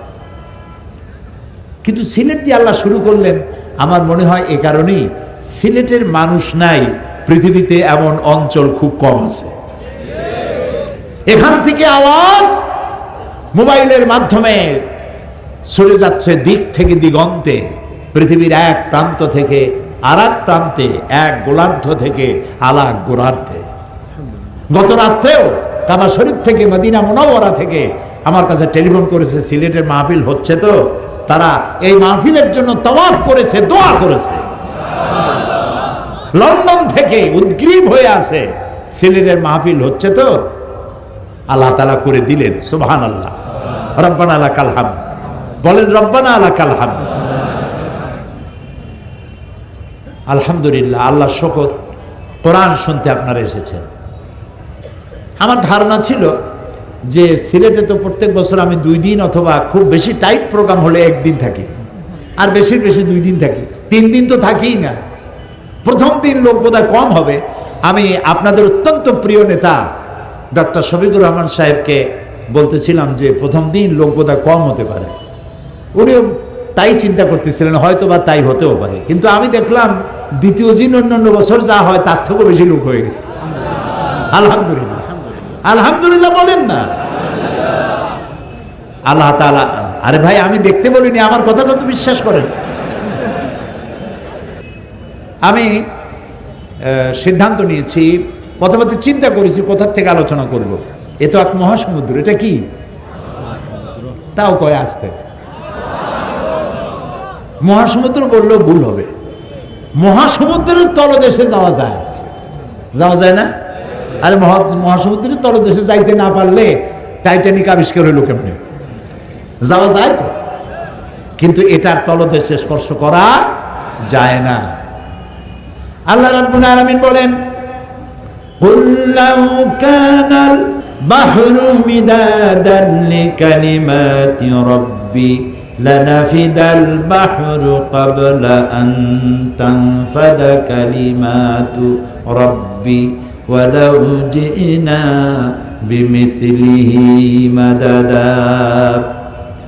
হে নবী, আপনি বলুন, তামাম পৃথিবীর সমস্ত পানিগুলি যদি কালি হয়ে যায়, আর তাই দিয়ে যদি আমার রবের কালিমার লেখা, কালেমার ব্যাখ্যা লেখা যদি শুরু হয়ে যায়, আর কালিগুলি যদি ফুরিয়ে যায়, আবার যদি দরিয়াগুলি কালি দিয়ে ভর্তি করে দেওয়া হয়, তাহলে লিখতে লিখতে সমস্ত পানিরূপ কালিগুলি সব শেষ হয়ে যাবে, আমার রবের কালিমার ব্যাখ্যা লেখা শেষ হবে না।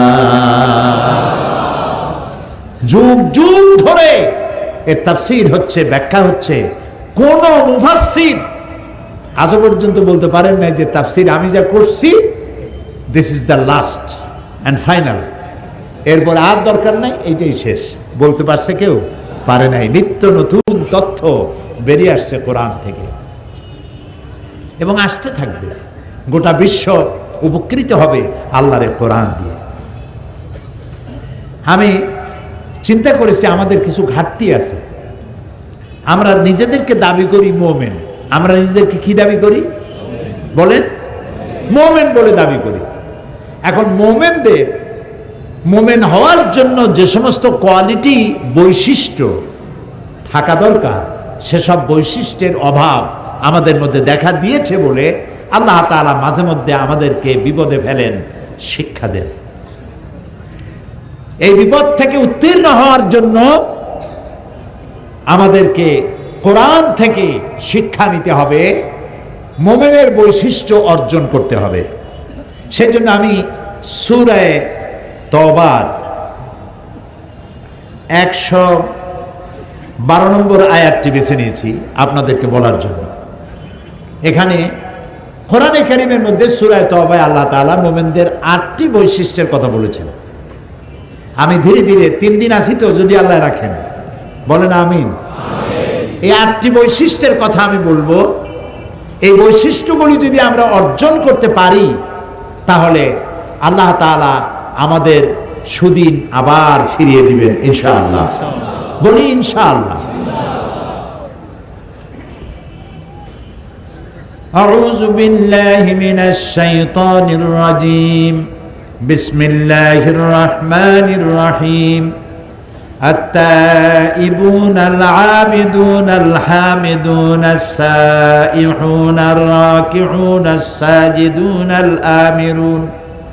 الآمرون بالمعروف والناهون عن المنكر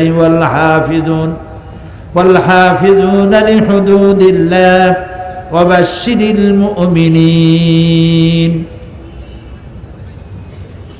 সূরা তওবার 112 নম্বর আয়াতে আল্লাহ তাআলা মুমিনদের 8টি বৈশিষ্ট্যের কথা বলেছেন। কয়টি? 8টি।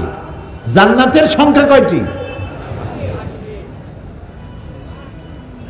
এই 8টি বৈশিষ্ট্য যদি আমরা ধরে রাখতে পারি আমাদের চরিত্রে, আমাদের চিন্তায় চেতনায়, আমাদের মননশীলতায়, আমাদের চলায় ফেরায় ওঠায় বসায়, আমাদের লেনদেনে, আমাদের বক্তৃতায় বিবৃতিতে, আমাদের বিবাহ শাদীতে, আমাদের জীবন বৈচিত্র্যে, এই 8টি কোয়ালিটি যদি অর্জন করতে পারি, ধরে রাখতে পারি, অসম্ভব নয় আল্লাহ তাআলা এরই বরকতে জান্নাতের 8টি দরজাই আমাদের জন্য ওপেন করে দিবেন ইনশাআল্লাহ। 1 নম্বরে হচ্ছে আত-তাইবুন, তওবাকারী। তওবাকারী যারা তওবা করে, একবার না বারবার তওবাকারী। এখন তওবা কাকে বলে? তওবা মানে আমরা ধারণা করি তওবা মানে হলো গুনাহ মাফ চাওয়া। আসলে শব্দ সেটা নয়, অর্থ তা নয়। 2টি শব্দ এখানে, একটা হলো তওবা আর একটা হলো ইস্তেগফার। বলেন কি কি? তওবা আর ইস্তেগফার। তওবা শব্দের অর্থ হলো বিরত থাকা, বেঁচে চলা, স্টপ করে দেওয়া, বন্ধ করে দেওয়া, রুজু করা, ফিরে আসা। এ হলো তওবা শব্দের অর্থ। আল্লাহ তাআলা তার এক নাম হলো তাওয়াব। আল্লাহর এক নাম কি? তাওয়াব। যে তওবা করে সে রুজু করে। মুখালেফাত, তওবা মানে গুনাহ করা মানে মুখালেফাত করা, আল্লাহর সাথে, আল্লাহর আইনের সাথে বিরোধিতা করা, এটার নামই হলো গুনাহ। গুনাহ থেকে যে তওবা করলো সে রুজু করলো, মুখালেফাত থেকে মুওয়াফাকাতের দিকে আসলো। আল্লাহর বিধান অনুযায়ী চলার নাম হলো মুওয়াফাকাত। আর আপনি যখন বিরোধিতা করবেন সেটা হলো মুখালেফাত। আপনি যখন তওবা করলেন, রুজু করলেন, যিনি তওবা করলেন তাকে বলা হয় তায়েব। যিনি তওবা করেছেন তাই কি বলা হয়? তায়েব। একটা মানুষ যখন তায়েব হয়, আল্লাহ তার প্রতি তাওয়াব হন। ও লোকটা যখন রুজু করলো, আল্লাহ তখন তার দিকে ফিরে এলেন। এই জন্য হাদিসে কুদসির ভিতরে আছে যে বান্দা যদি আমার দিকে 1 হাত 1 বিঘাত আগায়, আমার রহমত তার দিকে 1 হাত আগায়। বান্দা যদি আমার দিকে হেঁটে আসে, আমার রহমত বান্দার দিকে দৌড়ে যায়। ইয়া আইয়ুহাল্লাযীনা আমানু তুবু ইলাল্লাহি জামিআ। হে বিশ্বাসীরা, তোমরা সবাই আল্লাহর কাছে তওবা করো, ফিরে আসো। যে সব গুনাহ করেছো, গুনাহ থেকে ফিরে আসো, তওবা করো। আল্লাহ তাআলা এমন নন যে মানুষ গুনাহ করলে পরে তাকে শাস্তি দেবেনি। যদি তওবা করে আল্লাহ তার গুনাহ মাফ করে দেন। সুবহানাল্লাহ বলেন। শয়তান যখন আল্লাহর কাছ থেকে ফিরে এলো, কোন অপরাধে? কয়টা গুনাহ করেছিল শয়তান? বলেন না কেন? একটা অপরাধ করেছিল। তা আল্লাহ তাআলা তাকে রাজিম করলেন, মরদুদ করলেন, বিতাড়িত করলেন। শয়তান বলল যে আদমের কারণে আমার সমস্ত ইবাদত পণ্ড হয়ে গেল, আমি সেই আদমের সন্তানগুলি সবগুলিকে ওয়াসওয়াসা দিয়ে জাহান্নামে নিয়ে যাব। আল্লাহ তাআলা ফেরেশতাদেরকে অর্ডার করলেন, আমার বান্দা যদি একটা গুনার নিয়ত করে, তার আমলনামায় কোনো গুনাহ লিখবা না, কিন্তু গোনাটা যখন করা হয়ে যাবে একটার পরিবর্তে একটা গোনাই লিখবা। কিন্তু আমার বান্দা যদি একটি নেক কাজ করার নিয়ত করে, কাজটা সম্পাদন করে নাই, শুধু নিয়ত করেছে, আমল নামায় একটি নেকি লিখে দিবে। সুবহানাল্লাহ বলতে ইচ্ছা করে। আর যখন নেক কাজটি সম্পন্ন হয়ে যাবে, আমার বান্দার আমল নামায় একের পরিবর্তে 10টা গ্রেস মার্ক 10 গুণ বাড়াইয়া নেকি লিখে দিবা। দুনিয়ার মানুষের শাস্তির বিধান দেখেন, কেউ চুরি করলো, ডাকাতি করলো, সে গ্রেফতার হলো, জেলে গেল, 6 মাস পর আবার বেরিয়ে আসলো, আবার অপরাধ করলো, আবার জেলে গেল, আবার বেরিয়ে আসলো, আবার অপরাধ করলো, আবার জেলে গেল। যতবার অপরাধ করবে ততবার জেলে যাবে, আর থানায় তার খাতায় ব্ল্যাক লিস্টে তার নাম লিপিবদ্ধ হয়ে থাকবে, দাগি চোর, দাগি ডাকাত ইত্যাদি। কিন্তু আল্লাহ রাব্বুল আলামিনের সিস্টেম ভিন্ন। মানুষ যদি গুনাহ করে বসে আর গুনাহ থেকে যদি তওবা করে, আল্লাহ রাব্বুল আলামিন বলেন গুনাহ শুধু মাফ করি না, গুনার খাতা থেকে তার নামটা মুছেও ফেলে দেই।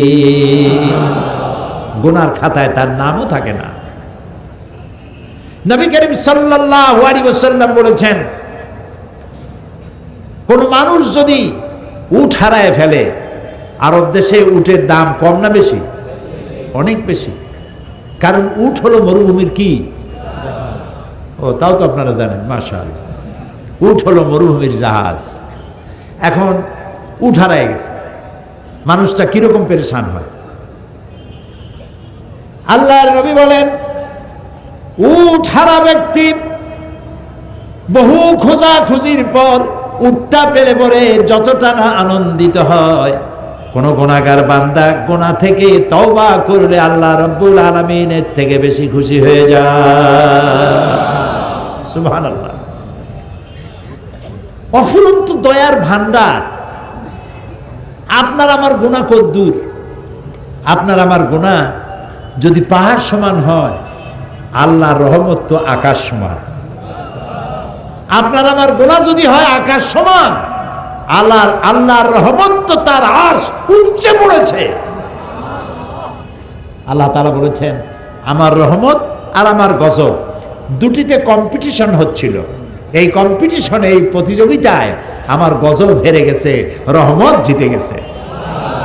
সুবহানাল্লাহ, সুবহানাল্লাহ। বলেন আল্লাহ, আল্লাহ, আল্লাহ, আল্লাহ। কি মধুর নাম। নবী করিম সাল্লাল্লাহু আলাইহি ওয়াসাল্লাম বলেছেন, আল্লাহ রাব্বুল আলামিনের কাছে 2টা ফোঁটা সব থেকে বেশি প্রিয়। একটা ফোঁটা হলো মানুষ যখন জিহাদের ময়দানে শরীর থেকে যে রক্ত ফোঁটা পড়ে, এটার গুরুত্ব আল্লাহর কাছে অনেক বেশি। আবার যখন গভীর রাত্রে বান্দা যখন চোখ দিয়া পানি ছাড়ে, গুনাহ করেছে বলে অপরাধের ফিলিংস উঠেছে, আল্লাহর কাছে হাত তুলেছে, চোখের পানি ফেলেছে, আল্লাহর নবী বলেন অনুতপ্ত আর অনুশোচনা করে চোখের পানি নাকের অর্ধেক আসতে না আসতে আল্লাহ রাব্বুল আলামিন তার গুনাহ মাফ করে দেন। কত দয়া এ কোরআনে ভরা। যেখানে জব্বার, কাহ্হার নাম আল্লাহ ব্যবহার করেছেন, পাশেই ওদুদ, রহিম এ নাম ব্যবহার করেছেন। যেখানে জাহান্নামের কথা, বান্দা যেন ভয় না পায়, সাথেই আবার জান্নাতের কথা। সুবহানাল্লাহ। গফুরুর রহিম তিনি। সুবহানাল্লাহ বলেন, সুবহানাল্লাহ। আবারও বলেন সুবহানাল্লাহ, আবারও বলেন সুবহানাল্লাহ। কি দয়া তার। হাদিসে কুদসি আল্লাহ তাআলা বলছেন, কোন কওমের বদআমলের কারণে আমি যদি গজব দেওয়ার এরাদা করি, এটা কি শোনাচ্ছি? হাদিসে কুদসি। আমি যদি কোনো জনপদের মানুষের বদআমলের কারণে যদি শাস্তি দেওয়ার এরাদা করি, এরাদা, ইচ্ছা আর সিদ্ধান্ত, ফয়সালা দুটো এক জিনিস নয়। এরাদা করেছি শাস্তি দেব,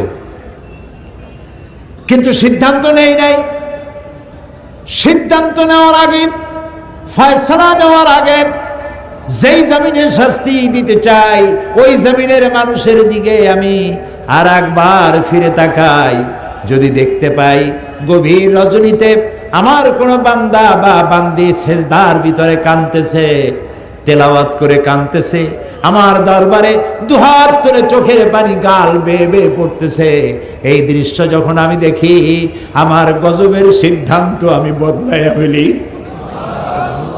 সুবহানাল্লাহ, সুবহানাল্লাহ। বান্দার চোখের পানি আমার গজবের সিদ্ধান্তকে বদলায় দেয়। সুবহানাল্লাহ। আল্লাহ তার রহমতকে 100টা ভাগ করেছেন। কয়টা ভাগ করেছেন? 100 ভাগ।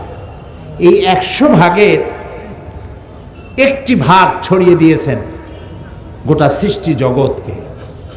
সেই একটি ভাগের যতটুকুন পেয়েছে মুরগি, আপনারা মুরগি তো বলেন নিশ্চয়ই, তাই বলে না?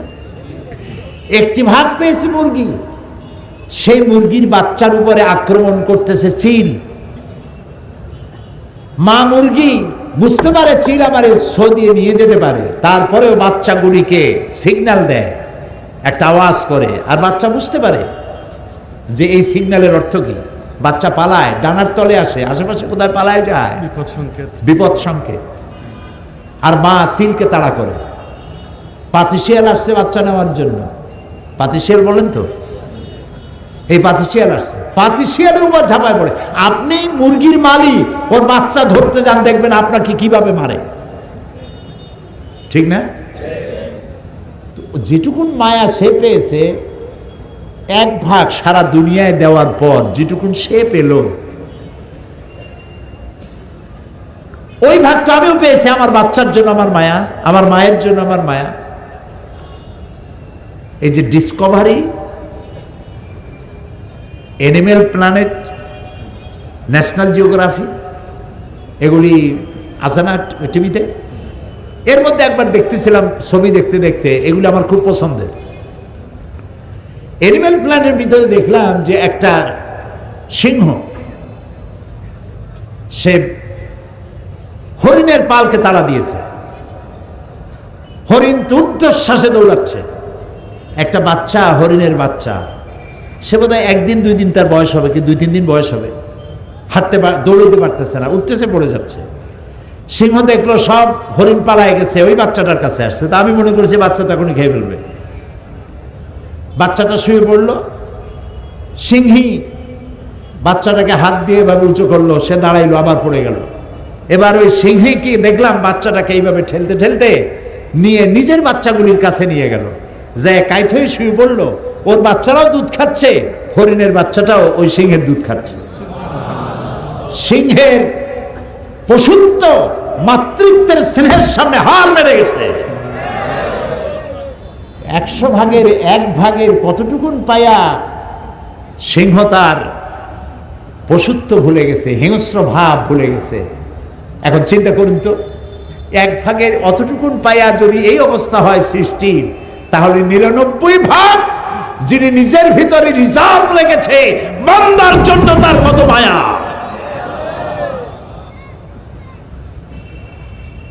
বান্দা গুনাহ করতেই পারে, 1000 বার পারে। আল্লাহ তাআলা দিনের বেলায় তার হাত সম্প্রসারিত করে রাখেন, যাতে রাতের গুনাহগারেরা মাপ চায়। হাদিস, কিয়ামত পর্যন্ত আল্লাহ তাআলা দিনের বেলায় তার রহমতের হাত প্রসারিত করে রাখেন, যাতে রাতে যারা গুনাহ করছে তারা যেন মাপ চেয়ে নেয়। আবার রাতের বেলায় 2 হাত প্রসারিত করে রাখেন, যাতে করে দিনের গুনাহগারেরা রাতের বেলায় উঠে চোখের পানি ফেলে গুনাহ মাপ চায়। সূর্য ততক্ষণ পশ্চিম দিগন্ত থেকে উদিত না হচ্ছে, ততদিন পর্যন্ত আল্লাহ তাআলা তার রহমতের হাত বিস্তার করে রাখবে। আর তাইবু, বেশি করে তওবা করো, গুনাহ মাপ চাও আল্লাহর কাছে। গুনাহ মাফ করার ক্ষমতা কারো নাই। গুনাহ মাফ করতে কে পারে? সবাই বলে, ওয়াইজা ফাআলু ফাহিশাতান আও যালামু আনফুসাহুম যাকারুল্লাহ। যখন কোনো মানুষ গুনাহ করে, ওয়াইজা ফাআলু ফাহিশাতান, কোনো অশ্লীল কাজ করে বসলো, আও যালামু আনফুসাহুম, অথবা নিজের নফসের উপর জুলম করেছে, অত্যাচার করেছে, গুনাহ করেছে, যাকারুল্লাহ, তখন তার স্মরণ হলো, আহারে আমার তো আল্লাহ আছে। সুবহানাল্লাহ, বলেন না সুবহানাল্লাহ। আহারে আমি তো গুনাহ করে ফেলছি, আমি তো মানুষের মতো কাম করি নাই, আমি তো পশুর মতো কাম করেছি। করে না মানুষে? কি কি করে তো বলার দরকার নেই, আপনি বুঝিয়ে নেন। তা আমি তো পশুর মতো কাম করে ফেলেছি, আমি তো অন্যায় করে ফেলেছি। যাকারুল্লাহ, আল্লাহর কথা তার স্মরণ হলো, ফাস্তাগফারু, তখন সে আল্লাহর কাছে ক্ষমা চাইল। আল্লাহ তাআলা বলছেন, গুনাহ করছে বান্দা, আর যখন বুঝলো তার একজন রব আছে, তার কাছে জবাবদিহি করতে হবে, সে গুনার জন্য অনুশোচনা করলো, চোখের পানি ফেললো, আমাকে ক্ষমাশীল হিসাবে বান্দা আমাকে কাছে পাবে। সুবহানাল্লাহ, সুবহানাল্লাহ, সুবহানাল্লাহ। আল্লাহ তাআলা বলছেন, ইয়া আইয়ুহাল্লাযীনা আমানু তুবু ইলাল্লাহি তাওবাতান নাসুহা। সুবহানাল্লাহ, সুবহানাল্লাহ, সুবহানাল্লাহ। আল্লাহ তাআলা বলছেন, ইয়া আইয়ুহাল্লাযীনা আমানু তুবু ইলাল্লাহি তাওবাতান নাসুহা। তওবা নাসুহা করো। তওবা নাসুহাটা কি? তওবা নাসুহাটা হচ্ছে এমন তওবা হবে যে তওবাটা গুনাহ দুই প্রকারের হয়, একটা হয় আল্লাহর সাথে আর একটা হয় বান্দার সাথে। গুনাহ কয় রকম হয়? দুই রকম, একটা আল্লাহর সাথে আর একটা বান্দার সাথে। তো আল্লাহর সাথে যে গুনাহটা হবে সেজন্য আল্লাহর কাছে ক্ষমা চাইতে হবে, এই গুনাহ আর করবো না, আল্লাহ তুমি মাফ করে দাও। আর বান্দার সাথে যে গুনাহটা হবে সেই গুনাহটা যার সাথে হয়েছে, কারো হক নষ্ট করেছেন, আইল কি বলে, কেলানি, ঠেলানি, আইল ঠেলানি করছেন, তারপরে সুদ খেয়েছেন, ঘুষ খাইছেন, যারটা তারে ফিরাই দিতে হবে, যারটা তারে ফিরাই দিতে হবে। ঘুষ তো জন্মের খাওয়া খায়, এই ভোট দিতে গিয়েও টাকা খাই ভোট দিছে। একজন আমাকে বলতেছে যে আমি তো কিছু টাকা নিয়ে ফেলাইছি একজনের কাছ থেকে। তাই বললাম যে ভোট তো তুমি দিবা, তা টাকা নিয়ে দিলা কেন, টাকা খাইলা কেন, নিলা কেন? কই হুজুর, টাকা বড় ভিটামিন যুক্ত জিনিস, এই ভিটামিন যুক্ত জিনিস বেশি খাইলে পরে সমস্যা আছে। এই টাকাগুলো ফেরত দেওয়া লাগবে, যার কাছ থেকে নিয়েছেন তাকে ফেরত দিতে হবে। যতক্ষণ না যে বান্দার হক নষ্ট করেছেন সেই বান্দার হক যতক্ষণ না তার কাছে ফেরত না দিবেন, ক্ষমা না চাইবেন, তিনি যতক্ষণ ক্ষমা না করবেন, আল্লাহ এত মহা শক্তিধর, আল্লাহ রাব্বুল আলামিন এই অপরাধ ক্ষমা করবেন না, করবেন না, করবেন না। নবী করিম সাল্লাল্লাহু আলাইহি ওয়াসাল্লাম বলেছেন, আতাদরুনা মাল মুফলিস, তোমরা কি জানো অসহায় দরিদ্রকে? সাহাবীরা বলেন, হ্যাঁ জানি। কে? বলল যে যার উট নাই, ভেড়া নাই, গরু নাই, ছাগল নাই, বাড়ি নাই, ঘর নাই, এই তো গরিব। রাসূলুল্লাহ বললেন, এই অর্থে আমি বলি নাই। মুফলিস অসহায়, গরিব, দরিদ্র, নিঃস্ব ওই ব্যক্তি হবে কিয়ামতের দিন যে অনেক নামাজ, রোজা, তাহাজ্জুদ ইত্যাদি নিয়ে আল্লাহর দরবারে হাজির হবে, জান্নাতে যাওয়ার মতো সব তার আছে। এমন সময় দেখা যাবে লাইন দেওয়া লোক দাঁড়ানো, একজন এসে বলবে আল্লাহ তাআলা আমি তার কাছে এত টাকা পাবো, আর একজনে বলবে আমার জমিন উল্টাই দিছে, আইল ঠেলছে। আইল কি ঠেলনি করছে? আইল ঠেলিছে, আইল ঠেলে। আর একজনে বলবে ঘুষ খাইছে, আর একজন বলবে তারে ভোট দিই নাই, এই জন্য আমার ঠ্যাং ভাঙ্গি হাতে ধরাই দিছে। এই নানান রকমের অভিযোগ নিয়ে হাজির হবে কিয়ামতের ময়দানে এই ব্যক্তির বিরুদ্ধে। তো আল্লাহ তাআলা এখন ওরে যদি বলে যে ওর টাকা ফেরত দাও, ওর টাকা আছে ওখানে, ওখানে টাকা চলবে? আচ্ছা টাকা না চললে ডলার তো চলবে, পাউন্ড তা চলবে না। এখানে নেকি ছাড়া আর কিছু নেই। আল্লাহ তাআলা ফয়সালা দিবেন, ওর নেকি দিয়া ওর পাওনা মিটাও। তারপরে ফরজ গেল, ওয়াজিব গেল, সুন্নত গেল, নফল গেল, মুস্তাহাব গেল, যা যা সব কামাই করছিল সবগুলি দেনাদারদের দেওয়ার পরেও রাসূলুল্লাহ বলছেন যে তার পাওনাদার আরো বাকি আছে। তখন আল্লাহ তাআলা ফয়সালা করবেন, ওদের পাপ এর মাথায় দিয়ে একে জাহান্নামে পাঠায় দাও। নাউজ বলেন, নাউযু বিল্লাহি মিন যালিক। এটা হলো মুফলিস, এটা হলো অসহায়। এর থেকে দরিদ্র, এর থেকে অসহায় আর কেউ হতে পারে না। আল্লাহ আমাদেরকে মাফ করুন, আমরা বলি আমিন। এই যে কাবা শরীফ তওয়াফ করে আপনারা গেছেন না? আপনাদের তো অনেক পয়সা, সিলেটের মানুষের আলহামদুলিল্লাহ, যারা যান নাই যাবেন, যাবেন। আল্লাহ যাওয়ার তৌফিক দিন, বলেন আমিন, বলেন সবাই আমিন। কাবা শরীফের মজাই আলাদা, সুবহানাল্লাহ। একটি কালো ঘর, কোন শৈল্পিক সৌন্দর্য কাবা শরীফের নাই, কালো পাথর, কালো চাদর দিয়ে ঢাকা। কিন্তু আমি যতবার দেখি আমার কাছে মনে হয় যেন সারা দুনিয়ার সব সৌন্দর্য দিয়ে ঘরটা তৈরি করা হয়েছে, চোখ ফিরানো যায় না। এখানে তওয়াফের মধ্যে মানুষ যখন তওয়াফ করে ষষ্ঠ চক্করে একটা দোয়া আছে, আল্লাহুম্মা ইন্না আলাইয়া হুকুকান কাসীরান ফীমা বাইনি ওয়া বাইনাক। আয় আল্লাহ তাআলা, তোমার সাথে আর আমার সাথে, আর তোমার বান্দার সাথে আর আমার সাথে কিছু দেনা পাওনা আছে। এই দেনা পাওনাগুলি কিভাবে শোধ হবে? তো তোমার কাছে আমার কাছে তোমার যা দেনা ছিল, আমি তো তোমার বান্দা, আমি তোমার গোলাম, আমার কাছে তোমার যা দেনা ছিল তুমি সব শোধ করেছো। সুবহানাল্লাহ বলে। আমি চোখ চাই নেই, একটার জায়গায় দুইটা চোখ দিছো, দুইটা কান দিছো, হাত দিছো, যৌবন দিছো, পাও দিছো, সন্তান দিছো, জায়গা দিছো, বাড়ি দিছো, টাকা দিছো, গাড়ি দিছো, কি দাও নাই? আমাকে সৃষ্টি করার পর সমস্ত দেনা, আমাকে দেওয়ার দেনাগুলি সব তুমি শোধ করেছো, কিন্তু তোমার কোনো দেনা আমি পরিশোধ করতে পারিনি, আমি তোমার কাছে ঋণী হয়ে আছি। এক। দুই নম্বরে, তোমার বান্দার সাথেও আমার অনেক দেনা পাওনা আছে। তোমার বান্দার কাছে যে আমার যে দেনা পাওনা আছে, ওই দেনা পাওনাগুলি আমি যেন শোধ করতে পারি, সে তৌফিক তোমার কাছে কামনা করি। আর আমি যে তোমার কাছে দেনা হয়ে আছি, সেই দেনার শোধ করার একটাই পথ, তুমি দয়া করে আমাকে মাফ করে দাও। ওয়াদখিলনাল জান্নাতা বিগাইরি হিসাব ওয়াদখিলনাল জান্নাতা মাল আবরার। আল্লাহ, তোমার নেককার বান্দাদের সাথে আমাকে তোমার জান্নাত দিও, আর আমার কাছে তুমি হিসাব চাইও না। বলেন আমিন, বলেন আমিন, আবারও বলেন আমিন।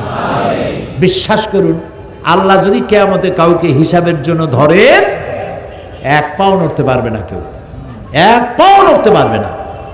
প্রশ্ন হবে, যৌবন কাটাইছো কোন পথে? জবাব দেওয়ার পথ রাখিনি। প্রশ্ন হবে, টাকা পয়সা কামাইছো কোন রাস্তায়? জবাব দেওয়ার রাস্তা রাখিনি। খরচ করেছো কোন পথে? জবাব দেওয়ার পথ রাখিনি। দিন শিখেছো যা, জ্ঞান অর্জন করেছো যা, বিতরণ করেছো কতটা, আমল করেছো কতটা, জবাবের পথ রাখি নেই। সুতরাং একটাই পথ আছে, আল্লাহুম্মা হাসিবনি হিসাবান ইয়াসীরা। আল্লাহ তাআলা আমার হিসাবটাকে সহজ করো। শিখাইছেন কে? রাসূলুল্লাহ। কে শিখাইছেন? রাসূলুল্লাহ। আল্লাহর কাছে দোয়া করো, আল্লাহ তুমি আমার হিসাবকে সহজ করো। সাহাবায়ে কেরাম প্রশ্ন করেছেন, ইয়া রাসূলুল্লাহ, সহজ হিসাবটা কেমন? নবী করিম সাল্লাল্লাহু আলাইহি ওয়াসাল্লাম বলেছেন, সহজ হিসাব হচ্ছে আল্লাহ যাকে মাফ করতে চাইবেন, এটা মনে রাখবেন, হিসাবের জন্য যারাকে ধরা হবে জাহান্নাম ছাড়া রাস্তা নাই। আর যাকে আল্লাহ মাফ করতে চাইবেন তাকে একটি পর্দার আড়ালে নিয়ে যাবেন, প্রশ্ন করবেন, বান্দা এই গুনাহ করছিলি? গুনার নাম নিয়ে জিজ্ঞেস করবেন। ইন্না লিল্লাহি ওয়া ইন্না ইলাইহি রাজিউন। কে জিজ্ঞেস করবেন? আমার মালিক। বলেন, কে জিজ্ঞেস করবেন? আমার মালিক, আমার রব। আকাশ আর জমিনের একচ্ছত্র মালিক, তার সামনে উপস্থিত হতে হবে। ফারদান, একা একই, মিছিল করে যাওয়া যাবে না, একা একা। আল্লাহ জিজ্ঞেস করবেন, এই পাপ করছো? তখন কলিজা গলার কাছে চলে আসবে, আরো কয়েকবার মরতে ইচ্ছা করবে, লজ্জা ভয়তে আবার মরতে ইচ্ছা করবে, কিন্তু মৃত্যু তো আর হবে না। বান্দা বলবে, আল্লাহ করে ফেলেছি, আমি করে ফেলেছি, আমি তোমার কাছে ক্ষমা চাই। আল্লাহর নবী বলেন, বান্দা যখন কাঁদতে থাকবে, ফোপাতে থাকবে, কাঁদতে থাকবে, আর ক্ষমা চাইতে থাকবে, আল্লাহ রাব্বুল আলামিন বলবেন, বান্দারে আমি তোমাকে ক্ষমা করে দিলাম, আমার জান্নাতে চলে যাও। আল্লাহুম্মা হাসিবনি হিসাবান ইয়াসীরা। আল্লাহ তাআলা বলেন, আল্লাহুম্মা হাসিবনি হিসাবান ইয়াসীরা। আল্লাহ তাআলা আমার হিসাবকে সহজ করো। আল্লাহর কাছে কানবেন, দোয়া চাইবেন, আল্লাহ তাআলা হিসাবকে সহজ করে দিবেন কিয়ামতের দিন। অপরাধ প্রবণতা কমাতে হবে, তওবা করতে হবে সব জিনিস থেকে। যারা ব্যবসা করেন ওজনে কম দিবেন না, খাদ্যে ভেজাল দিবেন না, মিথ্যা কথা বলবেন না। তৈরি হয়েছে বাংলাদেশে বলতেছেন জাপানি, বলেন এরকম? দরকারটা কি? যেটুকু লাভ হয় এটুকুনি বরকত হবে। মিথ্যা কথা বলবেন না, ঘুষ খাবেন না। সরকার আপনাকে চাকরি দিছে, আপনার বাড়ি ভাড়া দেয়, টেলিফোন বিল দেয়, চিকিৎসার পয়সা দেয়, অফিস দিয়েছে, গাড়ি দিয়েছে, এরপরেও আপনি জনগণের কাছ থেকে পয়সা নেন কেন? সন্ত্রাসী কি শুধু বলা হয় যারা পিস্তল পিঠের উপরে বা বুকের উপরে পিস্তল ঠেকাইয়া যারা চাঁদাবাজি করে তারাই কি শুধু সন্ত্রাসী? না, ওরাও যেমন পিস্তল ঠেকাইয়া, মূল উদ্দেশ্য তো টাকা নেওয়া। মূল উদ্দেশ্য কি? পিস্তল ঠেকাই কয় বাইর করেন, কয় কি বাইর করবো, যা আছে তাই বাইর কর। তখন পিস্তল ঠেকাইয়া টাকার উদ্দেশ্যেই পিস্তলটা ঠেকায়। পিস্তল ঠেকাইয়া তা চাঁদাবাজি করা যদি সন্ত্রাসী তৎপরতা হয়, তাহলে ফাইল চাপা দিয়ে, ফাইল আটকাইয়া টাকা আদায় করা এই অস্ত্র দিয়ে সন্ত্রাসী তৎপরতার চাইতে জঘন্য অপরাধ। অফিসের একটা ফাইল একটা টেবিল থেকে আরেকটা টেবিলে যেতে 14-15 দিন লাগে। কয় যে স্যার, এ ফাইলেও আজকাল একটু চাটা না হইলে ফাইল নড়ে না। সব জায়গায় পয়সা হারাম, আপনি হারাম খাচ্ছেন। হারাম টাকা দিয়ে আপনার গায়ের রক্ত তৈরি হচ্ছে, আপনার বাচ্চা পয়দা হচ্ছে, হারাম পয়দা হচ্ছে। শান্তি নাই, শান্তি পাবেন না, ঘুম হবে না। সেই জন্য তওবা করার অর্থই না যে আপনি বারবার তওবা করতে থাকবেন আর অভ্যাস বদলাবেন না। কি বদলাইতে হবে বলেন তো? অভ্যাস বদলাইতে হবে। জমিনের আইল ফেলবেন না। এই শহরে, সিলেট শহর ভালো, ঢাকায় খুলনায় দেখছি 1 বিঘা জমির জন্য সুপ্রিম কোর্ট পর্যন্ত দৌড়ায়। এখানে মনে হয় এগুলি করে টরে না। আচ্ছা, আপনি যখন মরবেন কতখানি জায়গা পাবেন বলুন? 3.5 ফিট জায়গা পাবেন। আর 1 বিঘা জায়গার জন্য সুপ্রিম কোর্ট পর্যন্ত দৌড়াইতেছেন, খুনাখুনি করতেছেন। আহারে, কি বদবখতি! কাজেই জমিনের আইল ঠেলবেন না, চুরি করবেন না, ডাকাতি করবেন না, মিথ্যা বলবেন না, ওজনে কম দিবেন না, মানুষকে ভাগি দিবেন না। শিক্ষিত লোকেরাও ভাগি দেয়। মানুষ বলে যে শিক্ষা যখন বাড়বে তখন অপরাধ প্রবণতা কমবে। এখন তো দেখি শিক্ষা যত বাড়তেছে অপরাধ প্রবণতাও তত বেশি বাড়তেছে। কয় রাস্তা কাঁচা, হাঁটতে পারি না। রাস্তা যদি পাকা হয় আর ইমান যদি কাঁচা হয়, রাস্তা পাকা, ইমান কি কাঁচা। আর রাস্তা পাকা হয়েছে, আগে চুরি করতে গেলে তারা খাইয়া কাদার মধ্যে আটকে যাইতো, আর অমনি ঘাট ঠাইসে ধরা যেত কাদার মধ্যে। এখন তো রাস্তা পাকা, ইমান কাঁচা। বাড়িতে যা ছিল লুটপাট করছে, আপনি দেখার আগেই মোটর সাইকেলে চড়ে ভো করে চলে গেল, ধরতেও পারলেন না। তো ইমান যদি হয় কাঁচা, রাস্তা যদি হয় পাকা, এতে লাভ নেই। ইমানদারে আগে পাকা বানাইতে হবে। তার অর্থ এই না যে আমি উন্নয়নের বিরুদ্ধে কথা বলতেছি, উল্টা বুঝেন না।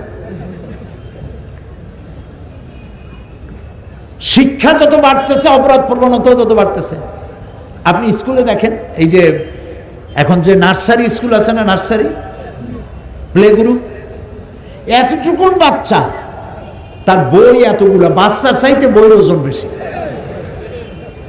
ওগুলোর জন্য আবার বাড়িতে প্রাইভেট মাস্টার রাখতে হয়। কখা পড়বে, কাগজ উল্টাবে কেমনে, পেন্সিল ধরবে কেমনে, ওটার জন্য প্রাইভেট মাস্টার 3000 টাকা দিতে হবে তাকে। আমরা তো যখন ছোটবেলায় পড়াশোনা করেছি, ছোটবেলা বা যদ্দূর পড়ছি, প্রাইভেট মাস্টার কারে বলে আমরা চিনি না। আপনারা চিনতেন? আমাদের কোনো দরকার হয়নি, আমরা বুঝিই নেই প্রাইভেট মাস্টার লাগবে কোন কামে। তো প্রাইভেট মাস্টার লাগতেছে কেন? এই জন্য লাগতেছে যে স্কুলে যে টিচার শিক্ষকতা করতেছেন তিনি পাঠদান সঠিকভাবে করছেন না। যদি পাঠদান সঠিকভাবে করতেন তাহলে প্রাইভেট টিচার রেখে যারা সরকারি চাকরি করে, মধ্যবিত্ত লোক, তাদের বাজারের টাকা কমাইয়া কমাইয়া আপনারে পয়সা দিয়া এইভাবে করে ছেলেমেয়েরা লেখাপড়া শিক্ষার দরকার ছিল না। তাহলে আপনি স্কুলে ফাঁকি দিচ্ছেন, আপনি কলেজে ফাঁকি দিচ্ছেন, ইউনিভার্সিটিতে ফাঁকি দিচ্ছেন, ঠিক মতো পড়াচ্ছেন না। হসপিটালের চিকিৎসা যদি সঠিকভাবে হতো তাহলে প্রাইভেট ক্লিনিকের দরকার হতো না। যে দুইটা জিনিস সব থেকে নন প্রফিটেবল হওয়া উচিত ছিল, সেই দুইটা জিনিস সব থেকে বেশি প্রফিটেবল হয়েছে, একটা এডুকেশন আর একটা ট্রিটমেন্ট। আবার ছাত্র ভর্তি করতে যাবেন, সেখানে যুদ্ধ রীতিমতো, ডোনেশন দিতে হবে, চাঁদা নেবে, ওটার সুন্দর নাম রাখছে ডোনেশন। জি, ঘুষ বলা নিষেধ, ওটা ঘুষ না, এটা হচ্ছে বকশিস। তা আবার রোজার দিন একজনের ঘুষ খাওয়ার অভ্যাস, তো টাকা নিয়ে গেছে একজনের, স্যার এই যে, আরে বেটা রোজার দিন তুমি এইটা আমার হাতে দাও, বেয়াদব। কয় স্যার আপনি এটা ছাড়া তো কাজ করবেন না বলেছেন। কয়েকটা রোজার এই হাতে করে নেওয়া যায়, এই ড্রয়ার খুলে ড্রয়ারের মধ্যে ধুয়ে যায়। অভ্যাস যদি না বদলান, আর যদি খালি কান্দাকাটি করেন আল্লাহ মাফ করো মাফ করো, কিছু হবে না, খামো খাই। অভ্যাস বদলাইতে হবে, জীবনটারে বদলাইতে হবে। জীবনটারে কি করতে হবে? বদলাইতে হবে, জীবনটাকে বদলাতে হবে। এই কথাগুলি বিগত 31 বছর 32 বছর এই সিলেটের ময়দানে বলা হয়েছে, কোরআন থেকে। জীবন বদলান, আসুন আমরা সবাই জীবন বদলাই। আমি আমাকেও নসিহত করি, সবাইকে নসিহত করছি, আমরা আমাদের জীবনটাকে বদলাই ফেলি, আল্লাহকে ভয় করি। মনে রাখুন, আল্লাহর অবজারভেশনের বাইরে 1 সেকেন্ডের জন্য আমরা কেউ নাই। আল্লাহর পর্যবেক্ষণের ভেতরে আপনি আমি রয়েছি। তিনি আলিমুম বিজাতিস সুদূর, সামিউম বাসীর, সব দেখতেছেন, সব শুনতেছেন, এবং আমার অন্তরের খবরও তিনি জানেন। সুবহানাল্লাহ, তাকে ফাঁকি দেওয়ার কোনো উপায় নাই। সেই জন্য আত-তায়েবুন, তওবাকারী, বারবার তওবাকারী। তওবা আমি কি বুঝাতে সক্ষম হয়েছি? আমিন বলি। আমরা যেন জীবনটাকে বদলাই, ওজনে কম দেব না, খাদ্যে ভেজাল দেব না, মানুষকে কষ্ট দেব না, প্রত্যেকটি মেয়ে লোককে সম্মান করব, নারীদেরকে সম্মান করব। এটা যুবকদের জন্য বেশি জরুরি, সবার জন্যই জরুরি। দেখা যায় মেয়েদের কলেজ ছুটি হয়েছে, girls college, girls high school ছুটি হয়েছে, কতগুলো পোলাপান মাথায় এত বড় চুল, হাতে মোবাইল, ধিন ধিন করে নাচতেছে, গেটের সামনে এতিমের মতো খাড়াই রয়েছে। আরে বাবা, তুমি ওখানে গেছো কেন? অন্যের মেয়েকে তোমার নিজের আপন বোন বা মায়ের মতো দেখতে পারো না?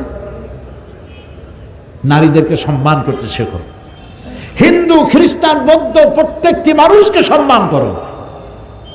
আমার কোরআন তাই শেখায়। আমার কোরআন বলে কারো দেবতাকে গালি দিও না, কারো দেবতাকে গালি দিও না, কারো মন্দির, কারো প্যাগোডা, কারো গির্জা ভেঙে দিও না, কারো উপাসনালয়ের গায়ে হাত দিও না। প্রত্যেক ধর্মের প্রতি মর্যাদা রক্ষা করো, সম্মান বোধের সৃষ্টি হোক মানুষের প্রতি মানুষের। আল্লাহর রাসূল বলেছেন, আল খালকু আয়ালুল্লাহ, গোটা সৃষ্টি জগৎ আল্লাহর পরিবার। সুবহানাল্লাহ বলেন, সুবহানাল্লাহ বলেন। পিঁপড়া থেকে শুরু করে হাতি, টুনটুনি পাখি থেকে ঈগল পাখি, চেলাপুটি থেকে তিমি মাছ, সমস্ত সৃষ্টি জগৎ আল্লাহর পরিবারভুক্ত। সুতরাং কোনো মানুষকে, কোনো প্রাণীকে কষ্ট দিবেন না। মানুষের প্রতি সম্মানবোধ, নারীর প্রতি সম্মানবোধ, মানুষের প্রতি শ্রদ্ধাবোধ। মাল্লাম ইয়ারহাম সাগীরানা ওয়ালাম ইউআক্কির কাবীরানা ফালাইসা মিন্না। রাসূলুল্লাহ বলেছেন, যে ব্যক্তি বয়স্কদেরকে সম্মান করে না, ছোটদেরকে স্নেহ করে না, সে আমার দলভুক্ত নয়, আমার উম্মত নয়। সোজা কথা। আমরা কি ছোটদেরকে স্নেহ করতে পারছি? না, পারিনি। মসজিদের মধ্যে বাচ্চা দেখলি, ভাই এই দূর দূর দূর। আরে ভাই, ওটা তো কোনো বিশেষ প্রাণীর বাচ্চা না, ওটা তো মানুষের বাচ্চা। এমন ভাবে চোখ গরম করে ওই বাচ্চা বাড়ি যায়, কয় মা, মসজিদে আমি আল্লাহর কসম জীবনে আর যাব না। এটা কি করা উচিত হয়েছে বলেন আপনি? ওরে আপনি আদর করবেন, প্রয়োজনে পকেটে 3-4টা চকলেট নিয়ে যাবেন। বাচ্চা যদি মসজিদে দেখেন, নামাজ পড়ে বেরোবার সময় ওরা একটা চকলেট দিবেন। বাচ্চা মনে করবে ভালো তো, মসজিদে আসলেই তো চকলেট পাওয়া যায়, ও মসজিদের অভ্যাস হবে। আপনি তো সর্বনাশ করছেন। নবী করিম সাল্লাল্লাহু আলাইহি ওয়াসাল্লাম এই আচরণ করেন নাই। বাচ্চাদের প্রতি তিনি রহমশীল ছিলেন। বলবো সামনের দিকে ইনশাআল্লাহ। আজকে কথা শেষ করে দিয়ে এইভাবে যে আমাদের অভ্যাসটা বদলাইতে হবে। কি কি বলছে মনে আছে তো? তাও কথা কয় না, কথা না বললে আমি বুঝি কি? মনে আছে? মনে আছে? আল্লাহ মনে রাখার তৌফিক দিক জোরে বলেন আমি মোনাজাত করব। মোনাজাতের জন্য দাঁড়ানো ভাইদের বসতে হবে। আপনারা তো জানেনই, আমি সবসময় বলি যে মোনাজাতটার আদব হলো বসে মোনাজাত করা। একটু বসেন। এতক্ষণ কিন্তু আমি একবারও বলি না যে আপনি বসেন বলিনি। এখন বলছি, আদর করে বলছি, সম্মান করে বলছি, বসুন, মোনাজাতে আমরা অংশ নেই। জীবনটাকে বদলাবো, এটা শপথ নিলাম আজকে। জীবনটাকে, যার যে বদভ্যাস আছে, আমি জানি আমার কি বদভ্যাস আছে, আপনি জানেন আপনার মধ্যে কি বদভ্যাস আছে, আপনি জানেন কত জায়গায় আপনি আল্লাহর সাথে নাফরমানি করেন, আমিও জানি আমি কত জায়গায় আল্লাহর সাথে নাফরমানি করি। আল্লাহ এবং রসুলের সাথে নাফরমানি হয়, এই সমস্ত কাজ থেকে আল্লাহ তাআলা আমাদেরকে রক্ষা করো, আমরা বলি আমিন। তো আল্লাহ তাআলার কাছে তওবা করতে হবে, গুনাহ মাপ চাইতে হবে, আর ওই বদভ্যাস আর করব না। মা বাপকে সম্মান করব, ছোটদেরকে স্নেহ করব, ওজনে কম দেব না, খাদ্যে ভেজাল দেব না, মানুষকে ফাঁকি দেব না। চিকিৎসার নামে, এবার ডাক্তারদেরকে বলছি, যারা চিকিৎসক, সব না, আমি তো বলছি নসিহত আমার জন্য, রাগ করতেছেন না তো? যারা চিকিৎসক, আননেসারি রোগ হয়েছে একটা, 2-4টা ট্যাবলেট দিলে হয়, কিন্তু তার কাছ থেকে পয়সা আদায় করা দরকার। সেই জন্য কফ পরীক্ষা করতে হবে, ইউরিন, স্টুল, ব্লাড, এগুলি সব টেস্ট করতে হবে। আর টেস্ট করার জন্য নির্দিষ্ট একটা জায়গায় পাঠানো হয়, অমুক জায়গায় যাবা, তার মানে ওই জায়গায় একটা কমিশন আছে। তা আপনি তো ভালো কাজ করতে পারলেন না, আপনি মানুষ, আল্লাহ আপনারে একটা চিকিৎসার মতো মহৎ সেবা করার একটা যোগ্যতা আল্লাহ আপনাকে দিয়েছেন। সুবহানাল্লাহ। কত মলিন মুখ, আপনার হাতের ছোঁয়ায় আল্লাহর রহমতে হাসি ফুটে। সুবহানাল্লাহ। মা বাপ বাচ্চা নিয়ে আসে, রুগী নিয়ে আসে, মুখ মলিন, আরে বাঁচবে কিনা? ডাক্তারের একটু আদরে ছোঁয়ায়, ডাক্তার যদি একটু ভালো ব্যবহার করে, কি হয়েছে, ভালো হয়ে যাবে ইনশাআল্লাহ, আল্লাহ আল্লাহ করেন। তবে মনে রাখবেন, ওষুধে কিচ্ছু হবে না, আল্লাহর রহমতে হবে, আপনি তো ভালো হয়ে যাবেন, এত চিন্তা করেন কেন? এগুলি বলতে হবে। আর নামাজ পড়বেন, আল্লাহ আল্লাহ করেন। আমার আবুল আম্বিয়া, সমস্ত নবীদের পিতা ইব্রাহিম আলাইহিস সালাম, তিনি বলেছেন, ওয়াইজা মারিতু ফাহুয়া ইয়াশফিন, আমি যখন অসুস্থ হই আমারে কে ভালো করে? আল্লাহ। কে ভালো করে? আল্লাহ তাআলা ভালো করেন। রোগীদের সাথে ভালো ব্যবহার করুন, ভালো আচরণ করুন। এখন ডাক্তার যদি হয় বদমেজাজি, রুগী একবার আসছে ওষুধপত্র দিয়ে দিয়েছে, আবার আসছে তুমি এখনো মরো নাই, এই রকমের ডাক্তার হইলে তো তার কাছে আর আসবে না। মেজাজটা ভালো করতে হবে। প্রয়োজনের অতিরিক্ত টেস্ট দেওয়ার দরকার নাই, প্রয়োজনের অতিরিক্ত ওষুধ দেওয়ার দরকার নাই। আমি এক ডাক্তারকে জানি, যে ডাক্তারের মাথার উপরে লিখে রাখছে, আমি নাম বলবো না, তাহলে আপনারা সবাই তারে ওখানে যে ভিড় করবেন। তার মাথার উপরে লিখে রাখছে, আপনার যদি পয়সা কড়ির কোনো সমস্যা থাকে, অভাব থাকে, আমাকে বলতে লজ্জাবোধ করবেন না। আলহামদুলিল্লাহ বলুন। তা আপনি যদি ডেলি 1-2টা রুগী ফ্রি দেখেন, আপনি কি না খায় মরবেন? 2টা গরিব মানুষকে প্রতিদিন যদি ফ্রি দেখেন, সুবহানাল্লাহ, ওই লোকটা খুশি হবে, আল্লাহ আপনার ইনকামে বরকত দিয়ে দিবেন। শিক্ষক বললাম, ডাক্তার বললাম, আর আমার সম্প্রদায় যারা আলেম ওলামা আছেন, আমি তো আলেমদের পর্যায়ে পড়ি না, আমি তো একজন আপনাদের মতো তালিবি ইলম। তারাও মানুষকে উপদেশ দিবেন, নিজেও উপদেশটা নিজেও পালন করবেন, এবং কোনো কিছুর বিনিময় নয়, উদ্দেশ্য থাকবে আল্লাহর রহমত কামনা করা এবং মানুষকে হেদায়েত করা, এটাই থাকবে উদ্দেশ্য।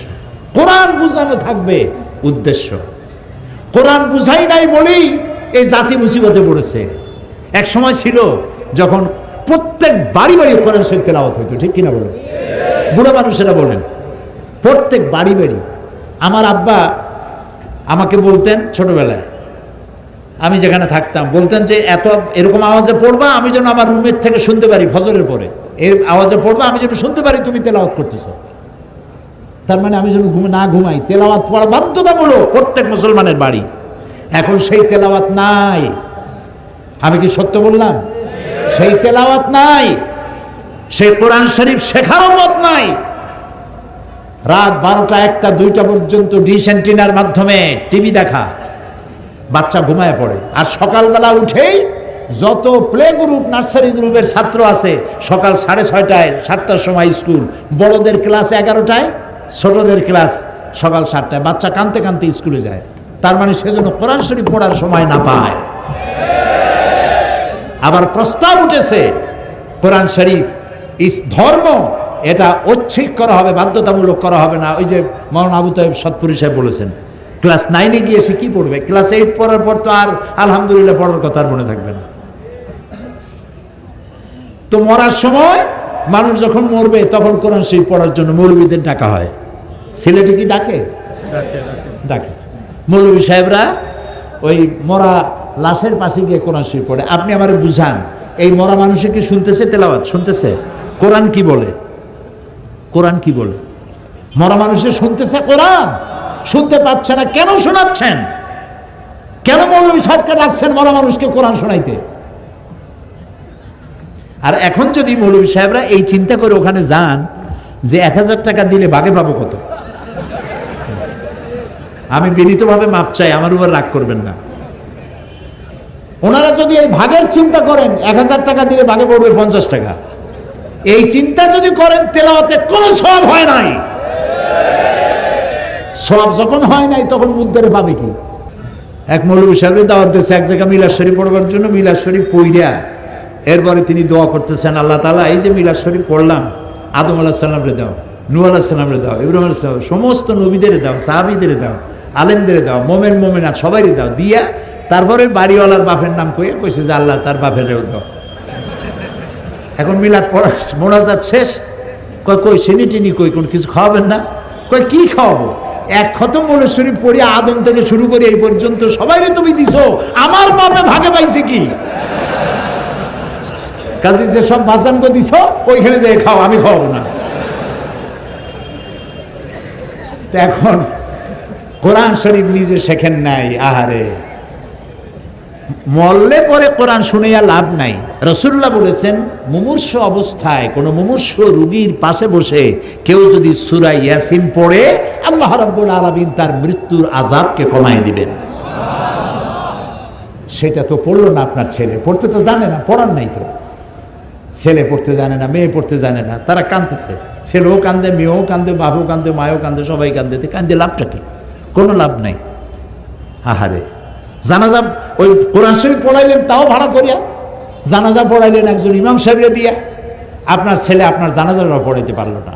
আপনি মুদ্দার ফাঁকি দিছেন, আপনিও ফাঁকিতে পড়ছেন। যত জানাজা পড়ছেন সমস্ত জানাজায় দোয়া জানেন না।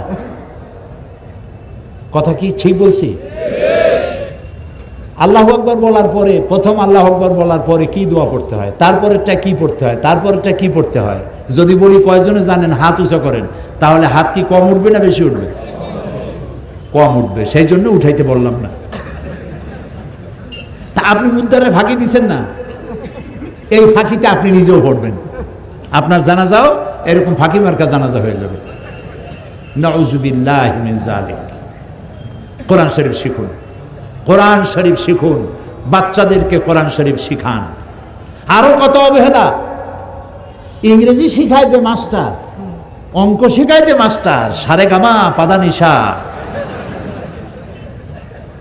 সাদের লাভ, এইগুলা যে শিখায় তার বেতন 3000 টাকা, 5000 টাকা প্রত্যেক মাসে।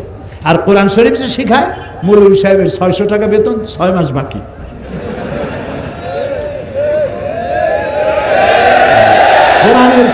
কোরআনের প্রতি এই অবহেলা যে জাতি করবে, ওই জাতির অগ্রগতি উন্নতি হবে না, হবে না, হবে না। যে টাকা দিয়া ইংরেজি মাস্টার আপনি রেখেছেন, ইতিহাস ভূগোল পড়াবার জন্য, কম্পিউটার শেখাবার জন্য যে টাকা দিয়ে মাস্টার রেখেছেন, সেই টাকা দিয়ে হুজুর রাখেন। আপনার ছেলেকে মেয়েকে কোরআন শিখান, আপনার কপাল ভালো হবে, পরিবারের কপাল ভালো হবে, গোটা সমাজের কপাল ভালো হবে, গোটা জাতির কপাল ভালো হবে। অমাবস্যার রজনী দূর হবে, পূর্ণিমার চাঁদ উদিত হয়ে গোটা বিশ্বকে করবে উদ্ভাসিত আলোয় আলোময়। ওয়াখির দাওয়ানা আলহামদুলিল্লাহি রাব্বিল আলামিন। বাকি কথা কালকে হবে আর পরশুদিন হবে ইনশাআল্লাহ। আল্লাহুম্মা আমিন। ربنا ظلمنا أنفسنا وإن لم تغفر لنا وترحمنا لنكونن من الخاسرين। আয় আল্লাহ তাআলা, হাজার হাজার মুসলমান নরনারী দীর্ঘ কয়েক বছর পরে এই সিলেটের ময়দানে কোরআনের মাহফিলে তোমার দরবারে হাত তুলেছি। মেহেরবানি করে আমাদের জিন্দেগির গুনাহ মাফ করে দাও রব্বুল আলামিন। আমাদের মা বাপ যাদের দুনিয়া থেকে বিদায় হয়ে গেছে, কবরগুলিকে জান্নাতের টুকরা বানায়া দাও। রব্বির হামহুমা কামা রব্বায়ানি সগীরা। সবাই পড়েন, রব্বির হামহুমা কামা রব্বায়ানি সগীরা। আয় আল্লাহ তাআলা, দীর্ঘ 2-3 বছর পর এই মাহফিলের আয়োজন এই ময়দানে যারা করলেন, আঞ্জুমানে খেদমতে কোরআন, আল্লাহ এর সাথে যারা জড়িত আছেন, আল্লাহ তাআলা তুমি মেহেরবানি করে তাদের জিন্দেগির গুনাহ মাফ করে দিও। কিয়ামতের দিন আল্লাহ তাআলা এই কোরআনের সুপারিশ তাদের নসিব করে দিও। আল্লাহ তাআলা তামাম পৃথিবীতে মুসলমানেরা যত জায়গায় বিপদে আছে, সমস্ত বিপদগ্রস্ত মুসলমানদেরকে আল্লাহ তুমি সাহায্য করো রব্বুল আলামিন। আমরা যারা তোমার দরবারে হাত তুলেছি, আমাদের স্ত্রী পুত্র পরিজন সবগুলিকে দিনদার, ইমানদার, নামাজি, পরহেজগার বানায়া দাও। আয় আল্লাহ তাআলা, আমাদের দেশ সহ তামাম পৃথিবীতে মুসলমানেরা যত জায়গায় বিপদগ্রস্ত, মজলুম, কথা বলতে পারে না, নজরবন্দি, গৃহবন্দী, আল্লাহ দয়া করে তুমি তাদের সাহায্যকারী হয়ে যাও। ইসলামের বিরুদ্ধে যত ষড়যন্ত্র চলছে, সমস্ত ষড়যন্ত্রের মোকাবেলায় আল্লাহ তুমি আমাদের শত্রু এবং আমরা এর মাঝখানে তোমার রহমত দিয়ে আমাদেরকে পর্দা দিয়ে ঢেকে রাখো আল্লাহ তাআলা। এই বিশাল মাহফিলের আয়োজন যারা করেছেন, প্যান্ডেল করেছেন, লাইট, মাইক, পোস্টারিং, প্রচার ইত্যাদি যারাই শরীক হয়েছেন, যেসব সাংবাদিকরাও এসেছেন, আলেম ওলামা এসেছেন, আল্লাহ সকলকে জীবন বদলাবার তৌফিক দাও। আল্লাহ ওই রকমের দিন বদল চাই না যেই দিন বদলে সন্ত্রাসী তৎপরতা বেড়ে যায়, যেই দিন বদলের মাধ্যমে মানুষের ভাগ্যের সর্বনাশ হয়, এই দিন বদল চাই না। আল্লাহ আমাদের ভাগ্যের বদল চাই, আমাদের ভাগ্য বদলায় দাও।